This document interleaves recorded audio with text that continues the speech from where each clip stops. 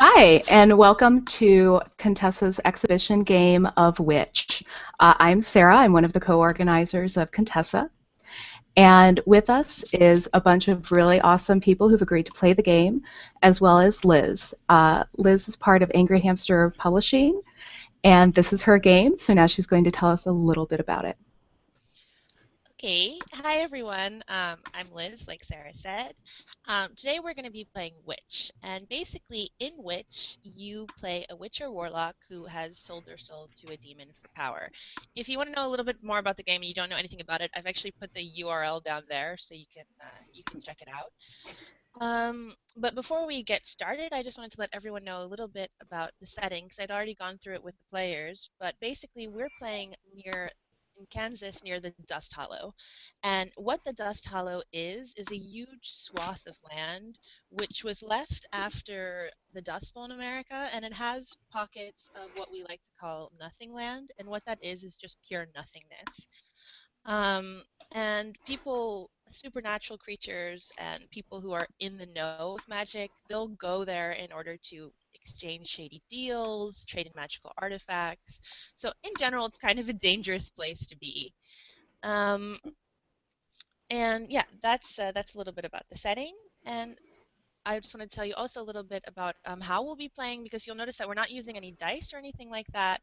And that's because I really just wanted to showcase what Witch is as a game and also how it's meant to be played in terms of setting and the types of characters. And this group has been very nice and generous in helping me do that. Okay. So why don't we start now, as every normal session starts with everyone introducing their character. I think I'm gonna pick on Ariana first because that's Uh, I'm playing the druid, Linda. She is sort of well, started off as a granola person, really believes that the earth and the spirit are one. She encountered what is it that we call the spirit or the demon? the horned beast. The horned beast that one day when she was going like hiking around, she got into a cave and there he was, and she offered off her basically her soul to him for exchange of these powers. Um, she has an ugly little cat that is with her at all times, and is pretty resolved about saving the earth. Does this cat have a name? Because I've been calling it Grumpy Cat. Or like Um, Cat or like Mad Cat. let's call it Fifi because that weirds people out when they're like, "Oh, Fifi, nice little fluffy." Oh God, it's missing an eye. Awesome. Okay, Cheyenne, why don't you go next? Okay, I am going to be playing Ai Kubo, who is a 19-year-old girl. Her father is Japanese, her mother is very, very American, and she has been honor student, go-getter all of her life, and things kind of took a turn when her mother unexpectedly passed away about 2 years ago. And she has some suspicions that her mother also made a deal with the demon once to actually make her and her four siblings come into being because they did not have kids until very late in her life. And so is not really sure about all of this, but you know, there's an Oni who's saying, hey, if you would like to have your life back instead of just sitting at home with your dad and your siblings, I could make that happen. So, Okay. And Cheyenne? Oh no, I already did Cheyenne. I did Cheyenne. Nicole. Okay. My character is Asha. She's a Jinn. She's about 24 years old. Her family moved to this small town from her home country, which I haven't decided yet, but is somewhere in the Southeast Asia area. And when they immigrated, her parents were actually professionals in their home country, but once they got to the U.S., they didn't have the credentials to work there. So she grew up quite poor and was quite bitter in high school about that. And at one point, she's always been attracted to the Dust Hallow, and at one point she went wandering and met a gray man, which they hang out near there, and offered her 3 wishes. And so she's exchanged one of her wishes for to be the richest family in town, and now they are, in fact, and she's pretty snotty to anyone who was mean to her. Rightfully so. I mean, Come on, exactly.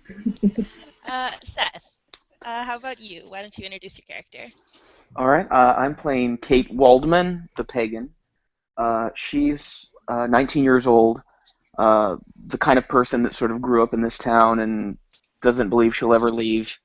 And her life was pretty dull until she came home after a late shift at the local Stop and Shop, only to find her entire family had been murdered.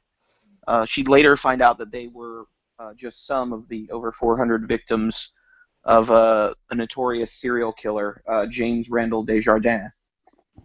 For a while, there was a lot of media attention in the town, but 8 months have gone by, and she's kind of been forgotten by them. She wasn't good in front of a camera anyway, so they never really wanted to interview her. Since then, she's adopted a little terrier that she named Genesis and tells people her therapist recommended she get him as part of dealing with the loss. And she's also taken up practicing Wicca and other forms of witchcraft, which she also tells people is therapeutic for her. But she has some other reasons why she wants to explore the darker side of the spirit world. Okay, cool. And Sarah, are you ready or? Yeah. Okay, cool. Can you introduce your character for us? Sure. I'm playing Billy Gallard. She's 20 years old and she is a Bokor. She moved to this town with her grandmother and her mother, and the 3 women run a little shop where they sell like scented candles and yarn. However, both her mother and her grandmother are also familiar with the practice of voodoo, and so they also provide assistance to women who are in trouble in the town. So it's kind of known that they're a little bit of, a little witchy. And Billy herself, she has a motorcycle. She was like the bad girl in high school, always skipping school to get high and drink and race her motorcycle against the preppy jocks. Now she seems to have kind of settled down now that she's joined the family tradition of magic and is helping out at the store more often than going out and partying. Okay, cool. Prone to bad, right? That's what we said. Prone to bad. Hell yeah. You need like a leather jacket that just has like prone to bad on the back. You know? I believe I now have that. For all of those watching, actually, what everyone did is that they put their fate underneath their name on those little tags that you see. And basically, what a fate is that when a demon takes your soul, there's a bunch of different types of demons that can take your soul, and depending on what demon does, you become a member of a certain fate.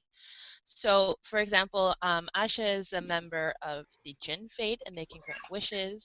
And you also have Ai. She's a yokai, so they're a fate that can shape change. And if you put it in something like D&D terms, they're basically your class. And if you put it in White Wolf terms or like vampire terms, I guess you could say that they are your.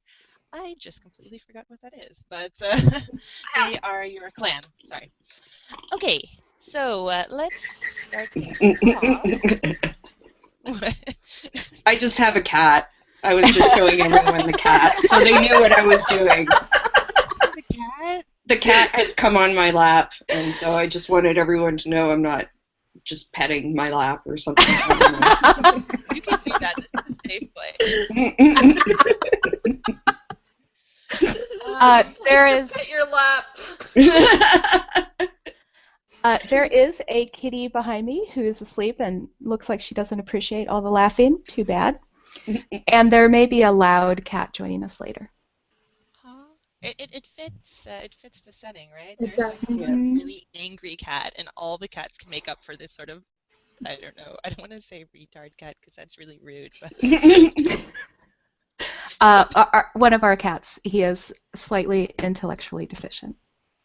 I had a cat who was hit by a car, and my mom and I picked him up. And okay, this is a long story, but anyway, that cat was exactly the type of cat that Ariana's character has, and it just couldn't walk, it couldn't do anything. It just sat really low to the ground and growled at people. Wow. It had a hard life.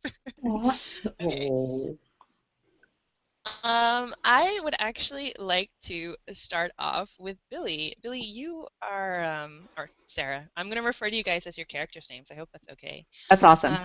Cool. Billy, you are, in a very nice state of sleep. You had a long night the night before. It was Friday, and you're planning on having a lazy Saturday morning when you get smacked squarely in the ass, and you wake up to sort of a shooting pain on your backside. What the hell?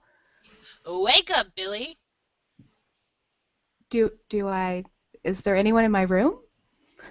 You wake up and you look around. It's still very early in the morning. You can just see sunlight creeping in through your window, and you see actually a little girl who's perched on the edge of your bed frame. She's slightly translucent. You can see through her. She has really beautiful dark skin, and her entire face is painted white.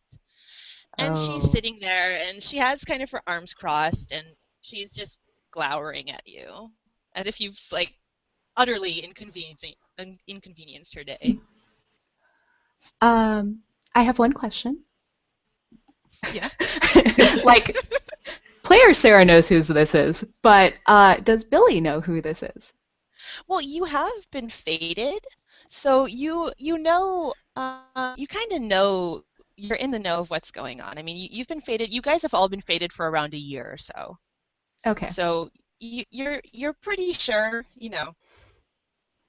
And she's just kind of sitting there. She hops off and stands up and kind of stands over you, looking down. And she's like, "Did you know you snore when you sleep?"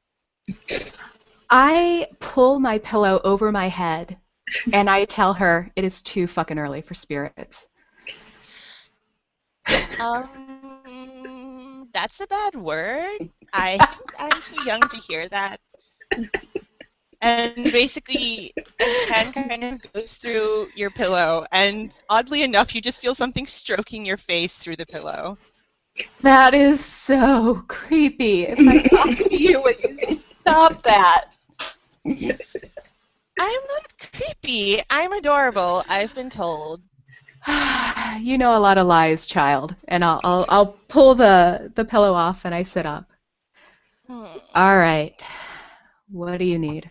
What are we doing today? Well, I was sleeping until someone so rudely slapped my ass. I don't know who that was. Mm-hmm. Mm-hmm. I believe the plan is to sleep until about noon and then convince my grandma to make me some cornbread and eggs, and then she and I are going to watch a Hammer movie marathon. That's my plans. I don't want to do that. Cornbread is disgusting. Get me some candy. All right, and I'll get up and I'll pull on my favorite white zombie t-shirt and I will trudge from the room. That's an ugly shirt. You're Why an do you wear ugly that child. I am not an ugly. I told you I was adorable. This is your final warning. I need coffee. I need coffee before I can talk to you. Okay, fine. She basically just kind of flaps after you. You hear her feet smacking on the tile floor as she walks after you. And it seems like, she also, you look behind you and she has her hand brushing against the side of the wall. And she seems to just be trying to make as much noise as inhumanly possible for a girl who must be only around 5 years old, just sort of toddling after you. Little kids, little kids. And with that, I will walk into the kitchen. You walk into the kitchen. No one is there. Actually, you think everyone is probably out. You're not sure what they're doing, but That's the weird. reason that you were up late pretty much last night is that you were busy making a bunch of talisman. You have some inclinations about your family and what they do, but talismans are something that is just it's just very common, whether or not you're imbuing them with real magic or not. And you come to the kitchen table and you see that the entire table is completely empty. And last night it was filled with talismans, bottles of fluids, herbs, hay, anything you can think of was on that table. And it's completely clean now. You think the table's almost even been polished a little bit? Little girl, she jumps up onto the table and she sits there cross-legged, just kind of staring at you. And she's like, "Get your coffee." Did you do that? Where's my stuff? I didn't do it. And I start making coffee, but I keep looking back over my shoulder at her. She gets up on the table and just kind of starts wiggling. She seems like she has a very short attention span. And at one point, she takes like a piece of paper and she just starts waving it around her head. I pour some whiskey in my coffee and turn around. Okay. Where's my grandmama? Where's my mama? Where's my stuff? What are you doing? And sit down. I'm not doing anything. There's no reason for the attitude, and can I have some whiskey? No. Not till you tell me what happened to all my stuff, all my talismans. I'm a spirit. You're meant to appease me. That's how it works. Oh, but you're a really annoying spirit. And I'll hold out the whiskey. Okay, her eyes kind of go wide, and she reaches out for the bottle, and she takes it, and she just starts chugging it down. And very slowly, you see like $1, $2, $3, $5 disappear into seemingly nothingness. And don't make those sounds. You make an ugly face when you make those sounds. I don't like it. Well, you could always find someone else to talk to if I am so displeasing to be around. I can't do that. I have a message for you. Oh, tell me the message. What is it? Tell me. I need you to do one more thing. Bed. I need you to do one more thing for me. Yeah. I want you to dance with me. Ah! I take a big swig of coffee, set it down on the coffee. Yeah. And get up on the table with her. Okay. I take her hands and I start dancing. Okay. She starts dancing. So having a good time. A little bit more, you know. She has some groovy moves, whatever. That's adorable. And at one point she says, "Okay, I'm done. You're not good at dancing. This has been a disappointment." Of course I'm not. Of course I'm not. And I'll get off the table and start drinking my coffee. I have this for you. Well, actually, I found this on your table. You should really do something about people stealing your shit. What is it she gets me? Okay, she passes you, one second, I'm gonna share the screen with you. She passes you this note. Share. Can you see it? No. Not yet. Oh, can you guys see it? Now it's popped up. Yeah. Okay, I'm doing the screen share. Let me click on you so people can see it at home. Okay, do it. Receipt of payment accepted. Item worth 3 chips. Redeemable at the Washington Room, Dust Hallow, Kansas.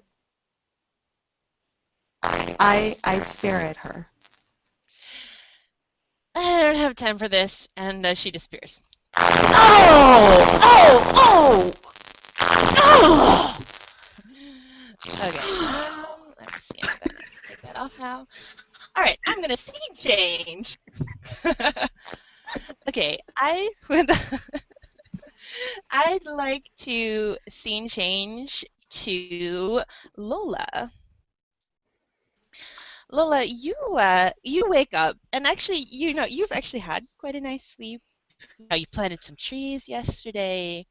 You're attacking people online on the Greenpeace farms have gone really well, and just like everything is turning out, Lola, basically. And yeah, Yeah. you wake up and you kind of you feel something wet and fluffy against the side of your cheek, and I'm you feel two little claws in the side, and it kind of digs in there, and you were kind of holding it close to you. You were cuddling with it. You're like, oh yeah, and then you're like, oh. yeah, the dear reminder that nature can also nurture and hurt you at the same time. So I pat it away and I sit up and I greet the morning as one You greet. should. How does Lola do that exactly? She stretches out. She stretches out, sort of like arms kind of thing, and she's sort of like thanking for the morning to being there, for the sun rising and all that stuff. You're thinking for the morning. You're doing the. I'm Yeah. not sure how that works, but it's happening.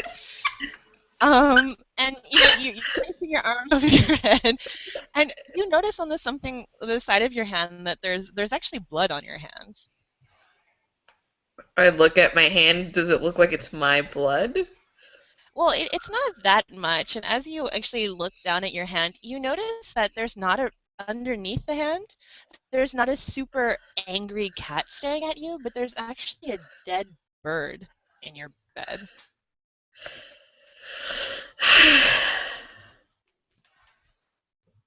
Fifi, was this one of your gifts? And she's gently going to pick up the bird with her two palms. I'm so sorry. My husband says there's kind of an emergency. I'm sorry, guys. Give me 1 second. Okay. Okay.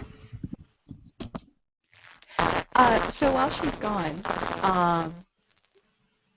and Sarah, while your mic is doing that robot voice again. That's Sorry. actually just what Eric, that's my husband. He's like, Fleur's calling. Sarah's voice is very cyclone.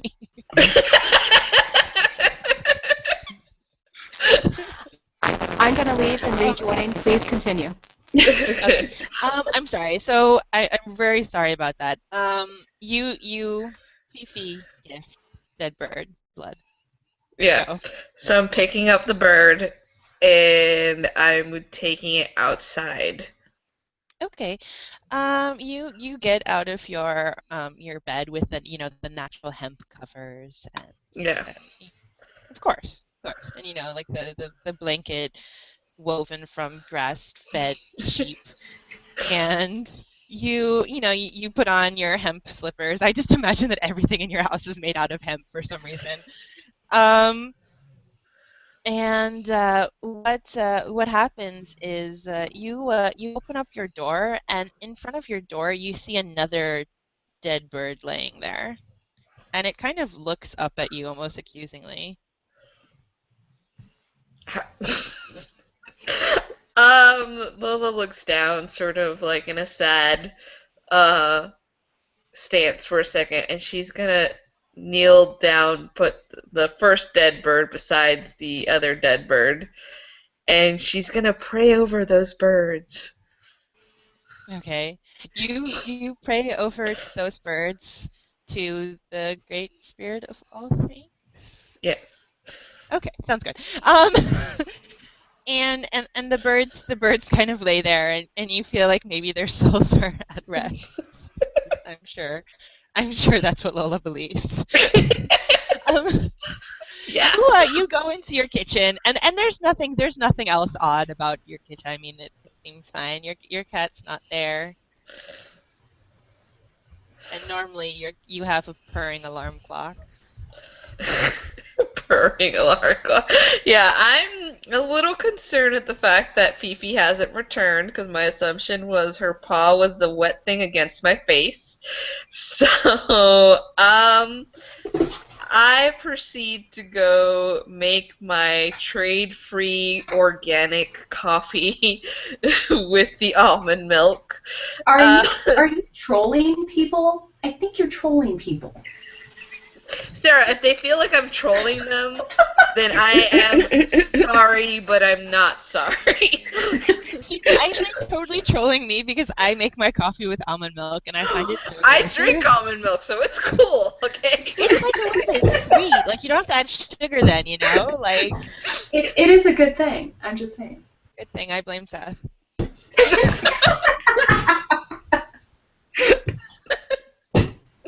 He's probably making his notes of how to fuck up this game now.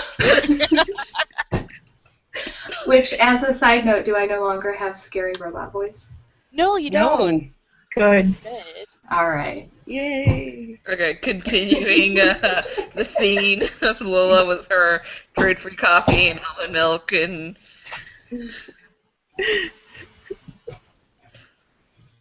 Okay, so you make your coffee, and yeah, you just start your normal morning routine. You go, you get the cat food, which you'd normally feed your cat. You go over to the cat bowl, you dump some in, and you notice next to the cat bowl that there's also some blood there, and it seems a little bit more than a bird-sized bladder. You also see some paw prints in it. Okay. This concerns me a little bit more, so I proceed to go outside of my house and calling out the cat. Okay, yeah, the outside of your house is actually beautiful compared to your neighbors. I mean, you live in an okay part of town, I'm assuming, but there's the nicely kind of groomed, typical small town gardens, and you just have this beautiful forest outside of your house. Yeah, it's essentially I am the ire of all my neighbors when they're like, I'm gonna beautify my garden. It's like, I just let it grow the way the spirit of the earth wants it to grow. Yeah, I mean, old Mrs. Winchester, she sees you coming out of your house, and she just kind of glowers at you and like cuts the head off of a rose as she sees you, and then just continues to groom her garden. I'm like, hello neighbor, have you seen my cat? She looks at you and she just says, "No, Miss Linda, no, I have not. Good morning, by the way." Good morning to you as well. I see your tulips are coming in nicely. Ah, yes. I mean, as always, the earth is so so nurturing, and I'm just glad that they're blooming and being able to expose their beauty for everybody else to witness and cherish. Yes, I just love how you've gardened them so particularly that they're kind of just spread out around the garden. That's so quaint. And your roses seem to be doing better. She just kind of frowns at you and goes back to pruning her rose bush. I'm searching around my garden to see if I find my cat. Okay, well, she likes to stalk the birdhouse outside. You have raised many a bird from her clutches after Yeah. just like mangled one. And you're not sure how she gets them either, because she's not that good at climbing, but somehow she always manages just to come in with a bird and be like, "I brought you this," or like, "Look how good I feel something." It's like the cat's like, you don't know how to hunt here. um, She might be genuinely worried for you with the sheer amount of birds that she brings you. Since apparently I've changed from vegetarian to vegan, now she's like, mm-mm. The cat is not buying this. So I'm gonna go over to the birdhouse and the bird bath to see if I find my cat there. Okay. You head over to the birdhouse, and again there you look around, and you actually see a bird quite happily on a very odd sight for your garden. You see a bird very happily perched on the birdhouse, and it seems to be pecking at something in the hole where the birds would go through into the house. All right, I'm gonna get a little closer to see if I can, I don't know, see what it's pecking exactly. I'm assuming that Um, it's just food. it seems to be a piece of paper actually. I'm gonna shoo the bird away so I can get the piece of paper out. Okay, cool. You shoo the bird away. It kind of looks hurt at you, like, "Yes, give me gone. Why would you do this to me?" And it flies off. And again, you see something. You see the piece of paper. Let me just do this. Share everything. There you go. You see this. Are you guys seeing it? There you Yes. Recipient of payment accepted. Item worth 3 chips. Redeemable at Washington Room, Dust Hallow, Kansas. She's gonna look at it oddly, like, huh, who would put that? Birds aren't supposed to eat paper. go. Oh, Lola. Okay. Well, as Lola mulls over that, I am going to scene change to I. Hello. Hello. Okay. Unlike everyone else, you had a very late night last night because actually you didn't really have a night at all. You more had like a 5 work conference calls and a copy to finish. Oh, So jeez. you are exhausted. At this very moment, you are standing in the middle of your kitchen. Mari and Mika are squabbling over something. You're not sure what, but it does involve them slapping each other. Jiro is standing right next to you, and he's like, I need money for lunch. I can't eat what you've brought me, what you've Why? made for me. Because it doesn't work. And Monday, everybody's gonna make fun of me. Why? Because no one packs their lunch anymore. I'm 17 years old. Seriously, just take food, okay? And stop it, you two. Stop. Whatever it Okay. is. Mari turns to you and she says, I can't stop it. Mika's being a jerk. Well, And then why? Mika says, I'm not a jerk, you're a jerk. And Mari says, I'm not a jerk, you're the jerk. Okay, girls. Girls, Hero, seriously. Hero's like, you both are idiots. You obviously share one brain, seeing as you're both born together.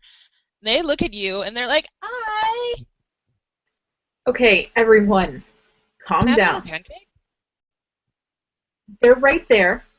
Go. You can I take want a care of that fresh one. I'm yourself. getting cold. I want a fresh one. No. Okay, If you get a listen. fresh one, I want a fresh one too. Listen.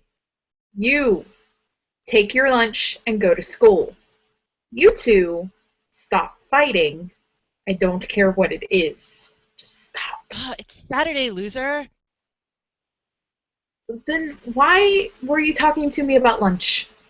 I am preemptively having this discussion because I know how you are. You're gonna take like the Wait, entire weekend to cry over wait, it in wait, your wait. room. No, Like, wait. You're I can't talking to me afford to about support lunch this on family lunch Monday? Are bill. you It's kidding hard work me? to do, I. Go play outside or something. And I'm you two 17 just years old. Buy me an Xbox.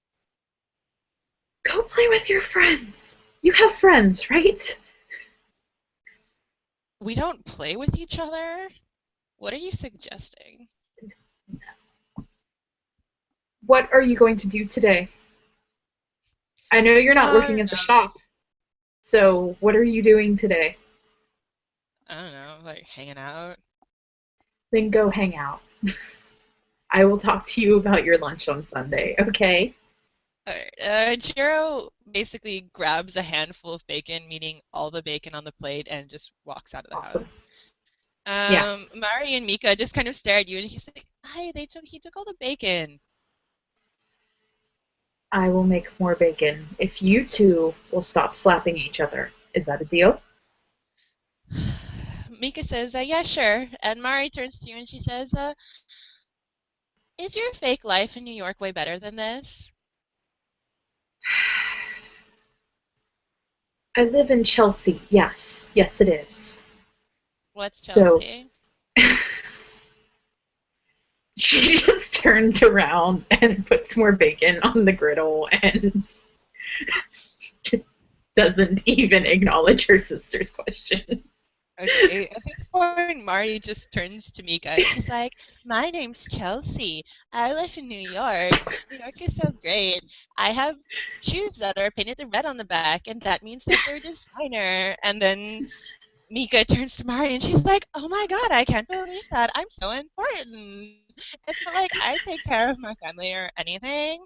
And they just start mocking the shit out of you, and you regret them ever finding your Twitter open on your computer that one time. That one time. Girls, could you like go watch TV until bacon is ready? Could that be a thing? Like, we don't want to watch TV. There's only kid shows, and we're 15 years old. Jiro just, like, lectured you about this. What? No, he lectured me about his lunch. That's what he lectured me about. What are you guys talking about? If You you give watch him TV money. all the time. Mary turns to Mika and she's like, if she gives him money to buy his lunch, that means she's going to give us money to buy our lunch. Oh my god, that's Oh, awesome. Yeah, I know. Oh my god.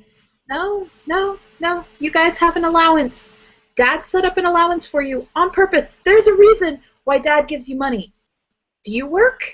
Do you work Dad in the gives us store? money, so, well, we would work. There's only like one store, and you and your loser friends take up like all the jobs. I'm not giving you money for lunch. It's not happening. All right. If you want money, go get a job. Mari says, okay, we're going to leave, but we need $10 to reload our cell minutes. Could we go do that all together tomorrow so I know what you're spending the money on? How about that? On cell phone minutes. Really? Yes. Really? That's what you're actually going to use it on? Really? Yeah? Mika kind of blushes, and she's like, well, basically. No. Basically is not really. Okay? Okay. Tomorrow. Mika turns to you and she says, I think this is the best time to end this conversation, and we'll discuss it tomorrow. How adult of you. She says, We'll talk about it tomorrow. Why don't you just get the bacon grease off your face, clean yourself up a bit, and have a nice Saturday? Thank you. Thank you. She basically grabs Mika's arm, and they walk off. And she says, "Oh yeah, by the way, we haven't seen Haro. We don't know where he is. We couldn't wake him up. Bye." And they saunter out of the room. Of course they do. Is my dad home, or has he left already? No, actually, your dad's at work. Okay, that's what I figured. He's left already. You Okay. see him, but barely. He's very, very busy. Yeah. Okay, so then I head up to the boys' room upstairs and knock on the door and go, wakey, wakey. You hear nothing. Anybody? This isn't unfamiliar, though. I mean, this doesn't seem strange. Well, yeah. So I just open the door, kind of bust right in, don't care about noise. Okay. Nothing. Nothing happens. You are struck with this wall of smell. That is very special to a boy's room, but that's about it. I think she takes a second and regains her composure over boy smell. Two teenage boys live in one very small room. Ew. So she walks over to his bed. Is he there? Can I see him like breathing under the covers? No, you don't. You see, like the first thing you see is just you hear crunching underneath your foot as you step through this room, and you see underneath a pair of jeans, you flip the pair of jeans over, and you see that there's like a lid of a Tupperware that you were asking them about like 3 weeks ago, and you Awesome. kind of move your way around, and you get to Haru's bed, and you flip the covers over. You don't see anything but a white paper note. And it is the Okay. note that you have seen before. Would you like to see it again, or did Yes. you? Okay. No, I think yeah, I'm good.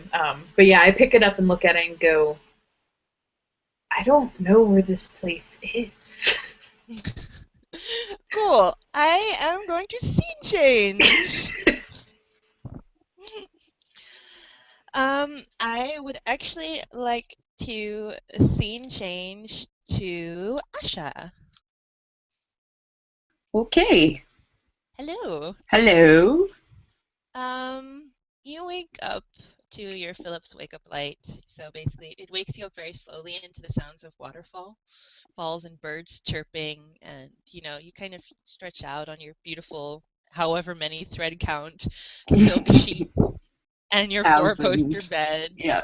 And outside, the windows have actually already been drawn for you, by the help who's there, and you see your beautifully tailored lawn outside, and yeah, it's a great morning. Your breakfast is already there. There's a glass of freshly squeezed orange juice and toast, and Mhm. just the way you like them. Oh, perfect. I will have some breakfast then and then go to do yoga or something like that. I have Okay. I have nothing to do. I have all day. No. Okay. All right. Well, your yoga teacher, she she's down in the gym, of course. Mhm. And so, you walk down beautiful, like grand staircase, and you go towards the back, and there's the gym room. She's standing there. Her name's Heidi. She's pretty perky. She's like, I decided to move out to the suburbs after living in the city. Just take the slow life when I have kids with my husband. And she says, Namaste, Asha. How are you this morning? She says, I am doing fantastic. I see that you're ready for our lesson. Oh, of course, always. All right. Well, I thought as a special treat, because it's a beautiful day outside, I thought that we could greet the day in the lawn. Okay, let's do it. All right. And she basically she opens up the door for you. You guys take a couple of yoga mats and you head outside. And she starts talking about the positions that you're going to go through today, and she says, today I really want you to focus on your breathing. I noticed that you're breathing from here, and she points to her chest. She's like, but I need you to breathe from here, and she points to her belly. She's like, we're going Okay, to try the belly breathing today. It's difficult for people to master, but I think you're going to get it. Just feel it, feel it. Try to be in the moment. You know what all I'm saying? right. I'll see what I can do. Okay, Okay, I know you're gonna do great today, and if we don't get it today, we'll do it tomorrow. And perfect. she leads you out. She's like, you go outside, and there's a huge grass field behind your house, with sort of topiary, probably in spiral shapes because that's always how I imagine topiary. Um, Totally. and the only thing that is missing in your backyard is you don't see the gazebo anywhere. And this is one of the first things that your family had built after they came into the money, Hmm. came into their money, and basically your parents had told you that it actually reminded them of one that they had had in their village, and they decided to build one here just to remember where they came from and to stay humble and true to their roots. Hmm. And you don't see it anywhere. It's like literally disappeared. And Heidi looks and she's like, well, that's just awkward. All right, let's put our mats right here. That's really strange. I'm not sure where it would have gone. Are you guys going to have a party today? Not Maybe that you I can know of. help move in. Well, I'll go take a look after. Okay. And you guys do your yoga lesson. Mhm. You feel very calm afterwards. You focused. When she says, focus on nothing, focus on yourself, you can connect to that in some way because it feels almost like trying to connect with the quiet a little bit to empty your mind of all things. Mm, So yeah, you feel great after your yoga lesson. awesome. Well, I feel calm, but I'm still concerned about the missing gazebo, so I'm going to go over and look for it and see what is there, if anything. Okay, you go over to where the gazebo would be because you guys are kind of a little bit off the patio near to your house. You walk out, and the only thing you see is a grass like a grass circle around a bunch of dirt. There's not anything really strange there. Hmm. All right. Well, I'll go in and see if someone can tell me what's going on. Okay, you go inside and you just find like the nearest maid or something. Yeah. Excuse me. Do you know what happened to the gazebo? Did it get moved? The maid she kind of looks at you and she's like, well, I don't believe so, Miss Vernon. She goes and she kind of opens up like one of the windows and looks out and she says, "Oh, no, I didn't notice that. I'll go wake up the groundsman immediately. I'm so sorry, Miss Vernon." No, it's not your fault, but it would be good to know what happened if the groundskeepers have any ideas. Just tell She them says, to come and talk to me. "Yeah, of course, of course. I'm so sorry." And she runs off. Okay. That's strange.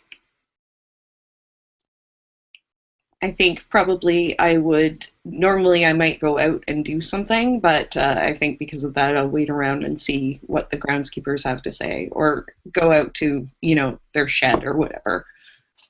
Okay. Well, you can go out to the groundskeeper's shed. Actually, it's they have a shed towards the front of the property because they also sort of serve as a guard service. I mean, there's not much you have to guard for in your town because you know everybody there. So Right. if someone's gonna steal something, it's gonna be like it's you, Tom, from down the street. But but they're at the front of the estate, as we would call it.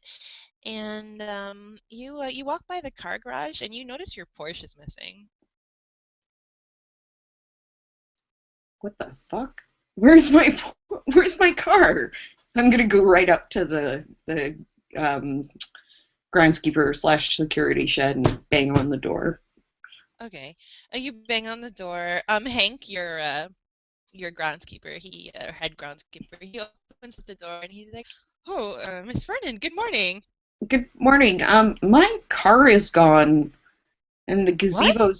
the gazebo's been moved. Do you know what happened? No. I'll just go check that right now, Miss Vernon. I'm so sorry. And he says, "Oh, is there anything else?" No, that was all. I'm just wondering what happened. You have no idea. You didn't see anything? He says, "No, no, I didn't, Miss Vernon. I'm so sorry." Well, all right. I guess I'll call the police about my car. Thank you. Um, and I go off to call the cops.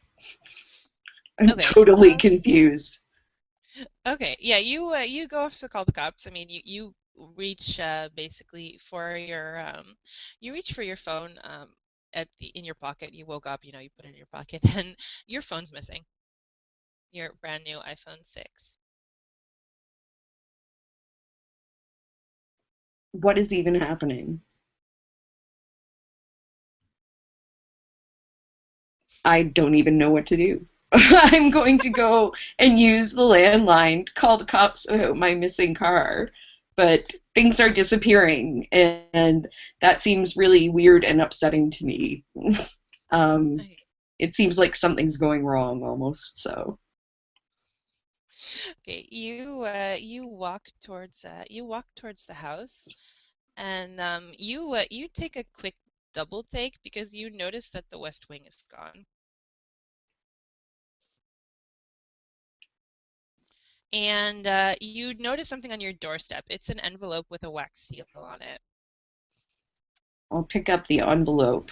But I'm starting to get really angry about this. You open up the wax seal and you look inside. You look inside the. Oh, sorry, something weird popped up on my screen. You look inside and you see the same note that everyone else has seen. Okay. I'm Well, gonna that's let you roll that. Oh, sorry. okay. That's probably where I'm going to go next to look for my stuff. So I'm gonna let you mull that over very quick. okay. And I am going to scene change to Seth. Hi. Hello. Yes. Kate, or sorry, Kate. I should say Kate. Mm-hmm. Kate, you have actually woken up pretty early because you got a lead on Desjardins' whereabouts just before the massacre happened. And you know that he talked to Father Richard of basically the only church in town. And you have followed a lead, and you think that talking to this pastor or father, however you would like to call it, it's pastor, isn't it? Yeah, pastor, might shed more light on what exactly happened to your family. Okay. And So at this moment, you're standing outside the church. Okay. I make sure I have my knife hidden on me that I take with me now, just as security. Okay. And sort of very cautiously go up to the church, open the doors, look in. Is there anyone in the sanctuary at all? Okay, well, when you walk up to the church, your terrier kind of looks up at you and whines for a moment. His head kind of cocked, or is it him or her? It's a him. Okay, his head kind of cocks to the side and he looks up at you, but then just follows after you. When you open the doors to the church proper, the sanctuary, you have to take a double take very quickly because at the pulpit where the preacher would normally speak to everybody, you see something that you haven't seen in 8 months. You actually see your father and your mother standing there. I immediately start whispering this chant under my breath and close my eyes for a minute.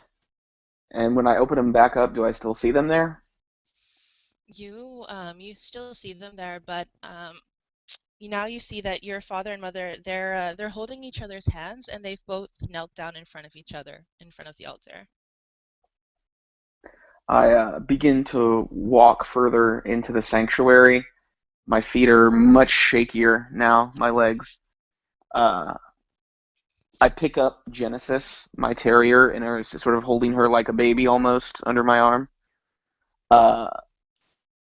And I'm trying to not look at them and see if I can spot Pastor Richard's office, like the door to his office, possibly. Yeah, of course you do. Behind the general pulpit, you do see you see a door that leads back to his office, and back to the sort of municipal buildings of the church where people will have Sunday school and things like that. And your eyes flash there, and then they flash back basically as you see your father pull out a knife, and your mother looks your father in the eye, and she pulls out a knife as well.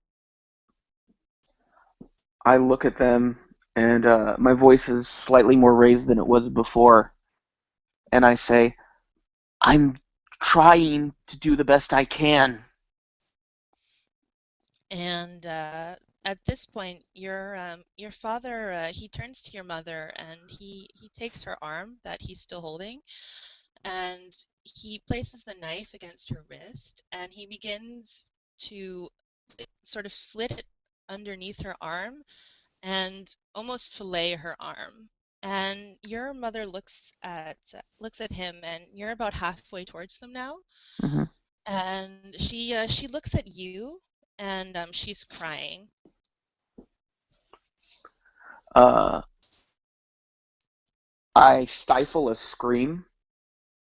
I've tried to learn to be very controlled in the last few months, and so, like with my hand over my mouth, Like there's this guttural cry trying to like break through, but I'm sort of swallowing it down my throat. I'm probably gripping the dog a little tighter to the point that he lets out a little yelp of surprise. Hmm. But for some reason, I can't close my eyes. Like I feel like I have to stare at this. Your father basically, after slitting the knife underneath the skin of your mother's arm, he begins to tug at it, so it pulls down to her elbow, and he continues to do this to the rest of her arm. And your mother, with her one free arm, she looks towards you, and she holds out her hand actually, and she begins to sing, and she sings. I was standing by the window one cold and cloudy day when I saw the hearse come rolling for to carry my mother away. Will the circle be unbroken by and by, Lord, by and by? There's a better home awaiting in the sky, Lord, in the sky. And with that, you wake up. Ah, I'm at home. Yep, you are in your bed, and Hmm. sweat is covering your forehead from your dream. I look down and my hand is touching the same arm that my mother's arm was being sliced down. Then I quickly pull my hand away, this sort of reactionary jerk. And Genesis kind of looks up at you, slightly confused, and then just sort of he paws over and he lays down next to you. You look at the clock. It's a little bit later than you normally wake up, but you do see a really beautiful wrapped black box next to your bed, and it has a really pretty red velvet ribbon on it and this sort of matte black wrapping paper. Uh, I immediately look down at the dog, wondering if this was another present he brought me. Uh, Mm, but he looks before I as get up, confused as yeah. before I get out of my bed, I immediately, as a security precaution, I've started doing this lately, I reach for the little jar of pig's blood that I keep next to my bed, Hmm. dab 2 fingers in it, and then lift up my shirt and place a sigil on my chest. It's a morning routine. And then I approach the package. Okay. Yeah, it's right next to you. So Genesis looks as confused as you are. He walks over and he sniffs the package. Yeah, and it's about, oh yeah, you can't see this. It's about yay big. Oh yeah, you Hmm. can kind of see. It's about so big. And when you pick it up, it's quite light. Doesn't really seem to be much in there. I decide I want to open this in a safe space, just in case. Okay. And I grab the ornate dagger that I keep on my desk. I check my computer real quick before I go to make sure the torrents I've been downloading of these old alchemical scan texts are still working. And then Yep, they're still going. I head down stairs. I cross through the kitchen, ignoring the late mortgage payment envelopes that have stacked up on the table, and then go to the basement door. I've installed about 9 different locks of varying types, deadbolts, padlocks, combination locks. So it takes me a minute to kind of go through all that, get the door open, and then I head down into my sort of occult sanctuary I've made for myself down in the basement, and sit down in the middle of this circle of ash in the middle of the floor with the package, knowing that I'm a little safer doing this here, and then use the dagger to start to carefully try to take the wrapping off in one single piece. Okay. Yeah, you slid through the pieces of tape, and you take the wrapping off, and you just see another black box within the wrapping paper. And do you open that as well? I kind of look over the wrapping paper, kind of moving it around in the light to see if there's any, black on black images or anything hidden on it.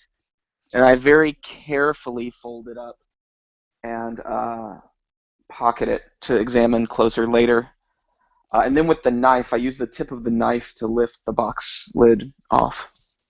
Okay. Yeah, you don't see anything odd about the wrapping paper. Um, yeah, inside it's white a little bit. That's about it. It's like an Oreo. And you lift the box lid off, and you see a piece of paper inside, which yeah, looks like the image I've shown everyone else. Would you like to see it again? Oh no. Okay. All right. What what are you going to do now, Seth? I'll keep the action with you, actually. Remind me of the text again. It says receipt of payment accepted. Item worth 3 chips. Redeemable at the Washington Room, Dust Hallow, KS, Kansas. And it has a little wax seal at the bottom with a W on it. I jump up, and tacked to the wall down here, I have this homemade chart of some sort, very conspiracy theory looking. There's lots of crumpled up notes that I've jotted down and then tacked up there, photocopies from books, and then I've got a map of the town up there. And there's one area outside of town, a few miles, that I've marked and have written Dust Hollow's question mark. And it's a term that I'd come across before. So I'm deciding if I should go there, and I kind of look down to Genesis to see if he gives me any guidance. He looks up at you, and he kind of like whines again, and he sort of gets low on his haunches, and he like yaps at the box a bit. It does occur to you, though, that you know that, of course, you guys all know of each other within the town. You know that Asha, she at least has some experience with the Dust Hollow in terms of being a djinn and being at least a little bit acquainted with Nothingland. But Genesis doesn't seem to have an opinion about the box. He just seems to not like it. Well, I decide that I'm going to try to call Asha, though I'm wondering who will pick up her cell phone if I call. Okay. You get you immediately get voicemail, which sounds like I'm not sure. What does it sound like, Asha? What does your voicemail sound like? Probably something like, this is Asha, please leave a message, I'll get back to you when I have time. And so immediately my face kind of changes along with the tone of my voice, and I say, "Oh, hi, Asha, it's Kate. I was just wondering what you were up to this weekend. I don't have to work until the late shift, and was wondering if you wanted to hang out later today. Just let me know when you get the message. Thanks, bye." And as soon as I hang up, the expression on my face just kind of melts back to the way it was before. Okay. You also have heard Billy talking, like in terms of you just running through the resources that you have at your disposal. Mm-hmm. You know that you've also heard Billy talking about the Dust Hollow, but that's And the nature of it's Billy's mother and grandmother, correct? Run some sort of, is it like a spiritual shop, a cult shop? It's kind of a yarn store that they have shoved some spiritual stuff into as well. Okay. So they have a cover for what they sell. Okay. Would someone like Kate, who was delving into the occult and witchcraft, be aware of that other side of their store? Would they have welcomed anyone that's kind of practicing that in, or is it a very well-kept secret? The way I had, and Liz, please feel free to correct me, but the way I had thought of it is it's kind of like the women in the town know that, like, if you get pregnant by the wrong person, they're who you go talk to, or if your kid's really sick. So it's kind of like no one talks about it openly, but it's kind of like you know that they do something. She decides that she's going to try to pay Billy a visit. And more particularly, her mother and grandmother. She seems to Kate, they have a lot of knowledge, and that's just what Kate wants. She doesn't necessarily want to be friends. She just wants what they know to be what she knows. Okay. So she takes this deep breath, kind of rushes upstairs, makes herself look semi-presentable to what the outside world would want to see, and decides to head over to the store. Okay. Ooh. What are the rest of you guys doing in terms of the predicament that you're in? I would probably, I guess it's hard to really call anybody at this point, but I would probably be like, You have a home line, by the way. Like you were heading towards the home line when you saw the envelope there. yeah, if that's still working, that's okay. But I would probably use my contacts to find out what's going on with this place and so forth. So if I have to go meet them in the Dust Hallow, so be it. I'm just going to basically be looking for how to contact somebody who owes me.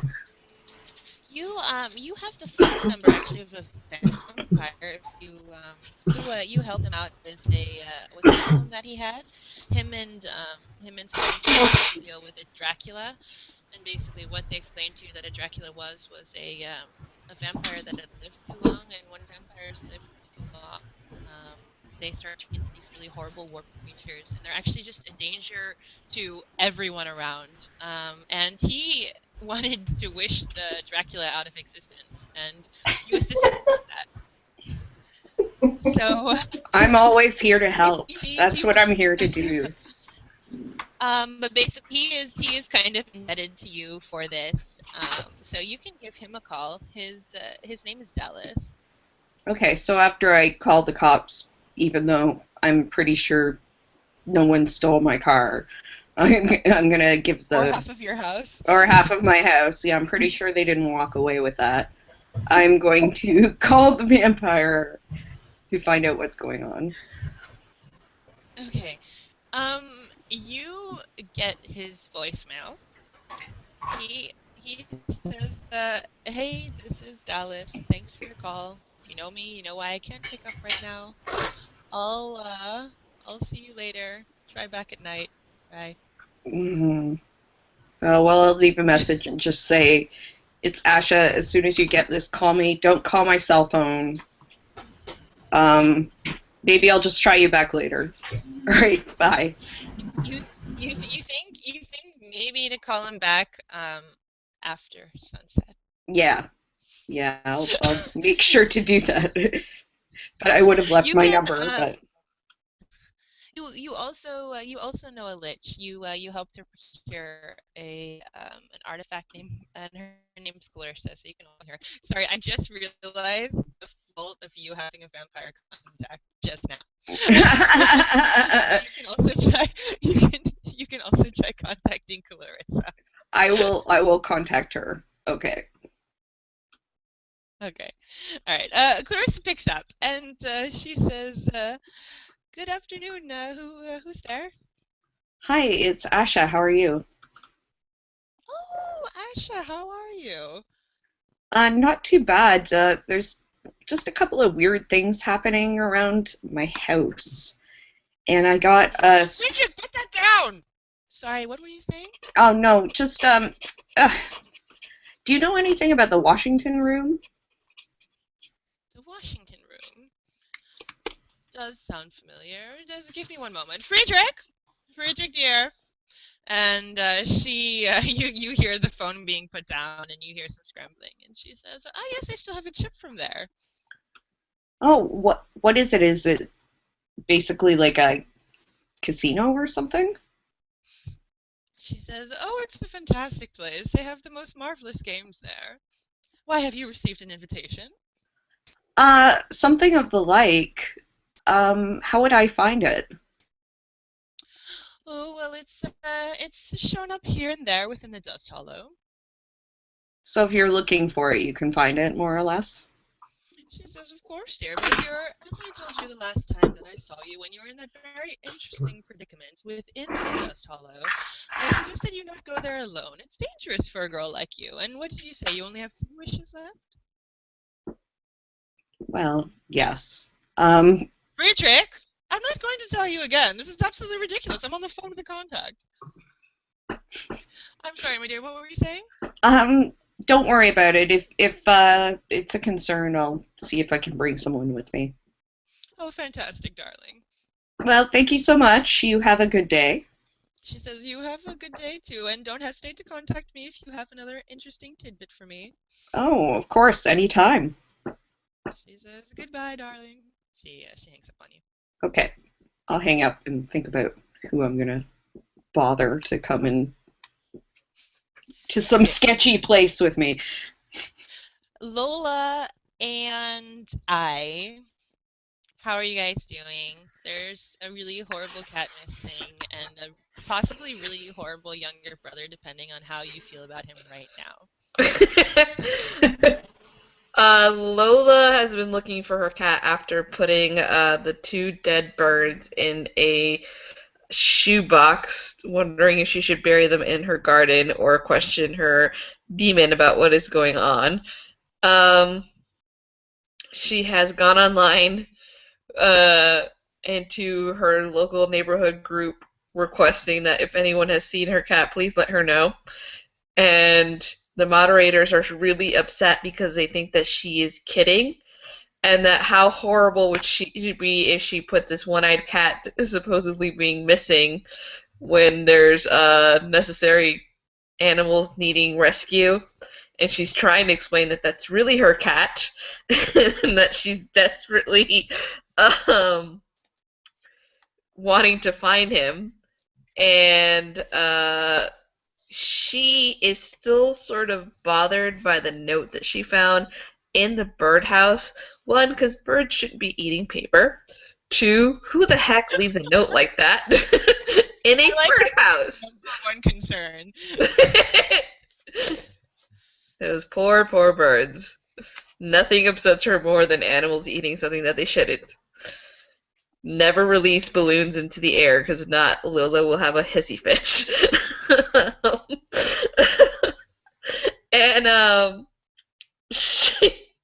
stop laughing, Sarah and Cheyenne.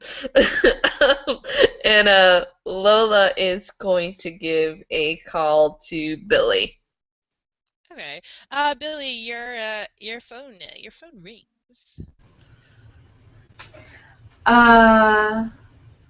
Let's see. So I'm You currently, like you had read the letter, yeah. and the little girl had just left. You, like about a couple seconds later after she disappears, you feel another phantom slap on your ass, and then it's kind of silent. And yeah, you are standing in the middle of your kitchen, bemoaning your lot in life, and the phone rings. Yeah. Hi, Billy.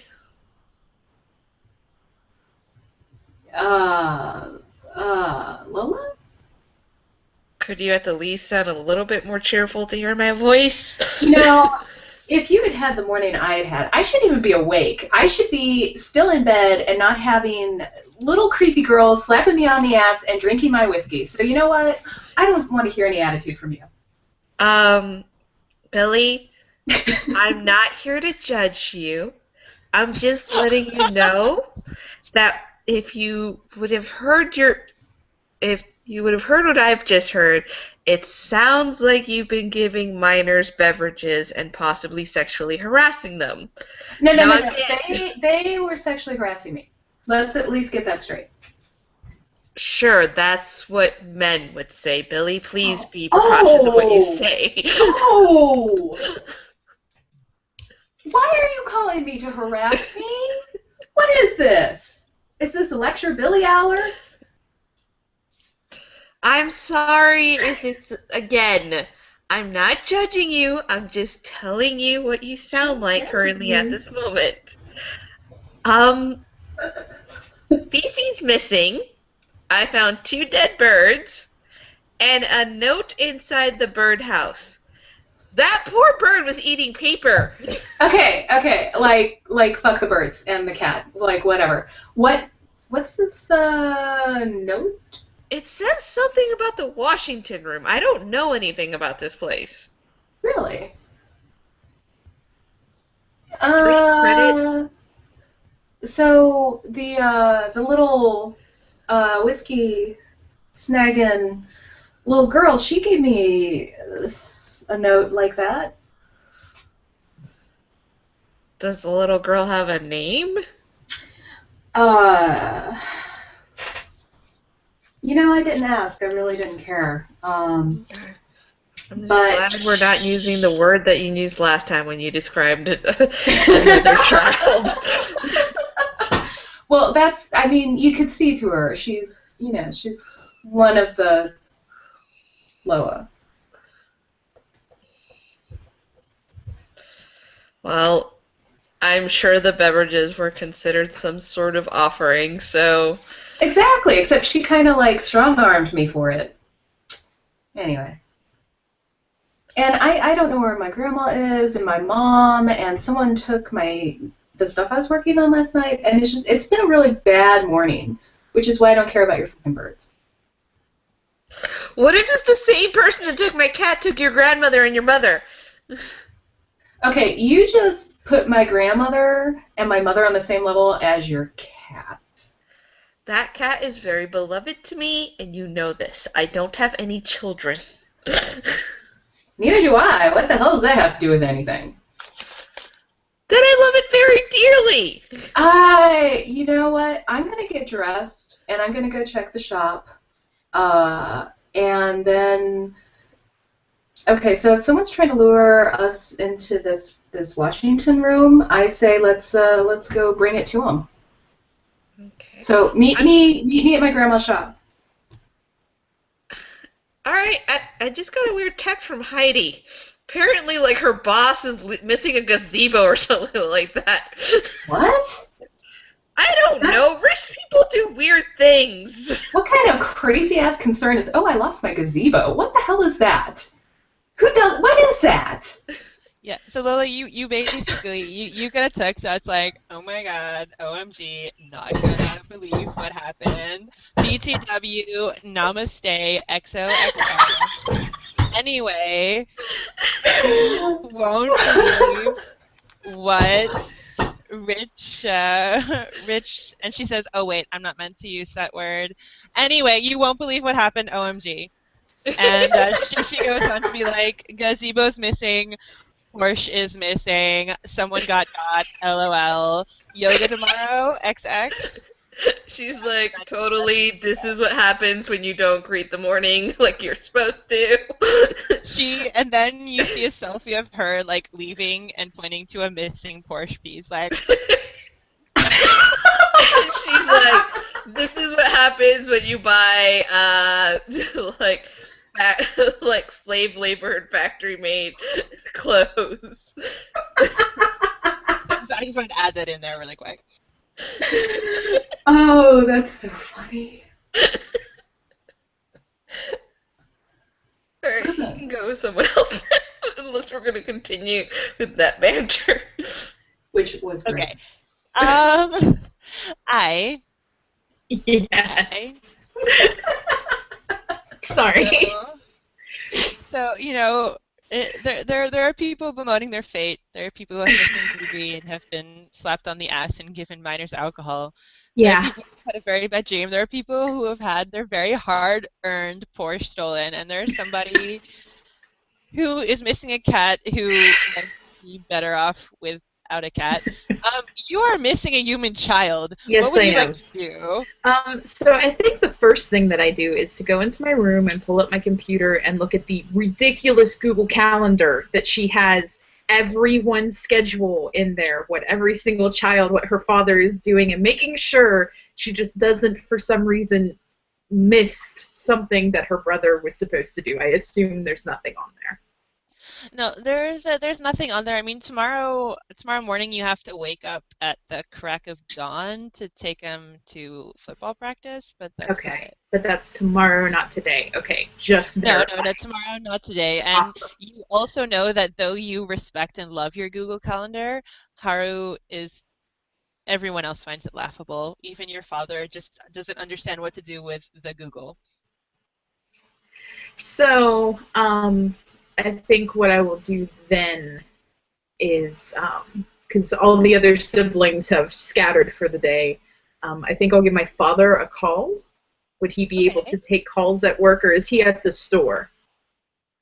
He's at the store, but you're in a small town. Everyone, like, I mean, if it's he has his phone with him. That's the Okay. thing, you know. And if it's an emergency, you're allowed to call him. I mean, everyone knows everyone, so it's not like they're gonna be like, "What's going on?" He doesn't work for Walmart. No. Okay. And so I go ahead and call him, and yeah.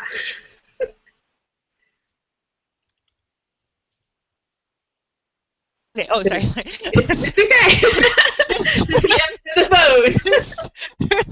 I'm so sorry. This horrible Okay. chat on the side of my thing. There's like a chat on the screen. I know. I'm I'm sorry. watching it as well. It's funny. Oh, terrible players with their side chatter. I know. So funny though. I blame that. That cat is Um, everything. Um, Okay, sorry. You call your dad. He picks up and he says, is everything all right?" um, have you seen your youngest? He says, "Your brother? Yes. You are related to us, you know, but I no." Yes, I know. Have you seen him? Is he there? No, he's not at the store. He's not working today. Okay. I went to go wake him up and he's not here. What? He's not here. Everybody else is accounted for. Well, what have you done with him? What do you mean? What have I done with him? You were in charge of the children today. Oh my goodness, yes, I know. And I woke up and he's not here. I can't get off work right now, I know you can't get off work. Who should I call? Try some of his friends. If that's not the case, call the police. If you can't find him, just call me back. I'm sure Okay, it's fine. You know how the younger kids are. I'm sure he's just off at a friend's house. probably. Why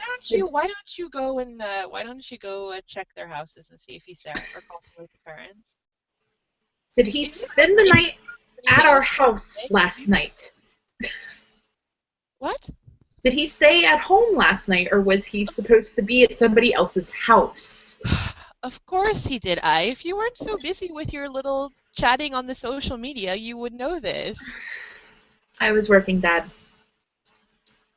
Yes, yeah. We all work on the internet. Okay, I'll let you know. All right. He says, "I love you." I love you too, Dad. All right. He hangs up the phone. So I go to the phone tree that I have for each of my younger siblings of the numbers of all of the houses that they could possibly be at. And Okay. I start systematically going down his list. Okay. Well, you systematically go down the list. You get a couple of people, a couple of mothers that you're used to, like, "Oh, your father's working again and you're home alone. Oh, well, I'm sorry, we haven't seen your brother." Okay, if you get a hold of her, please let me know. Thank you. He says, sorry, she says, of course, we wouldn't want them to be missing, but you should really take better care of your brothers and sisters. Thank you so much. Have a great day. Yeah, she says, have a nice day. You know how hard I'm just waiting for you to hang up. She says, "I know how hard it is for someone of your age to take on a responsibility, and we can't all Yeah, she be hangs up at this parents." point. No, Okay. this is yeah, no. Okay. So no luck going through my list of people to call for him. No. Um, You do get a couple people like, "Oh yeah, when you hear back from her, let me know. I want to hang out with him today." okay, fine. We were meant to go a couple towns over. My mom's gonna drive us and go to the mall. That's not on the calendar. What? Never mind. I'll tell him to call you. Thanks. But Haru told me he can go. Is he allowed? Still, I have to tell my mom. She's gonna Yeah, send us the McDonald's he's allowed, afterwards. honey. It's okay. He's allowed. Just I'll call you. I'll have him call you. Thank you. Okay, cool. Thanks, I. Oh God. Okay, so at this point, I think she would then I think she would text the other siblings, the twins and her little brother, and say, "Anyone seen Haru?" Jiro, you get a text back from Jiro that just says no, period, and then goes like lost the kid question mark. And just write back, Mari "Thanks, bro." Mari and Mika text you back like, oh my god, last text because I don't have any credit anymore, caps locks. No, we haven't seen him. Okay, so at this And point, you get a second text that says this text is for Mika too. okay, at this point, I think I get dressed. I get dressed and make sure the stove is off and the TV and the lights and everything, and then I leave the house and I start going to places that I know he likes to go to. Okay, you head out into the town, and actually you see Kate on the way. Kate seems to be making almost a beeline towards Billy's store. Hi, Kate. Hi. Oh, hey. Hi. How is Yeah. Hi. How are you? it? She kind of adjusts herself, and then suddenly this smile pops up on her face. Oh, I'm doing really great. Just out walking with Genesis. Have a pretty busy weekend planned. Pretty busy. Oh, good. Good. Anything fun? Um, yeah, I think there's a party or something going on just outside of town at the Dust Hallows or something. I think it must be some hangout place high school kids are hanging out at. Why would you hang out in the Dust Hollows? You know, wherever you can get away from adults and drink alcohol, right? Sure. Yeah. Are you familiar with them? I mean, I just got the invitation. Have you been Wait. there before? No. No. I don't go to the Dust Hollows, no. Oh, why wouldn't you? I've always been told we're not supposed to go out there. You do everything you're told not to do? Yes. Well, that explains a lot about you, I. And she just kind of patronizingly pats you on the shoulder. Have you seen my little brother? Haru, he's about this tall, Asian. Well, There's not many of those kids running around. you wouldn't really miss him here in Kansas, you know? No. Can't say that I have, but he hangs out with the football guys, right? He does. He does. Have you checked the football field? No. Thank you. And she kind of just turns around. It was so good to see you, I. Bye! And she just continues on. Sorry. Not even.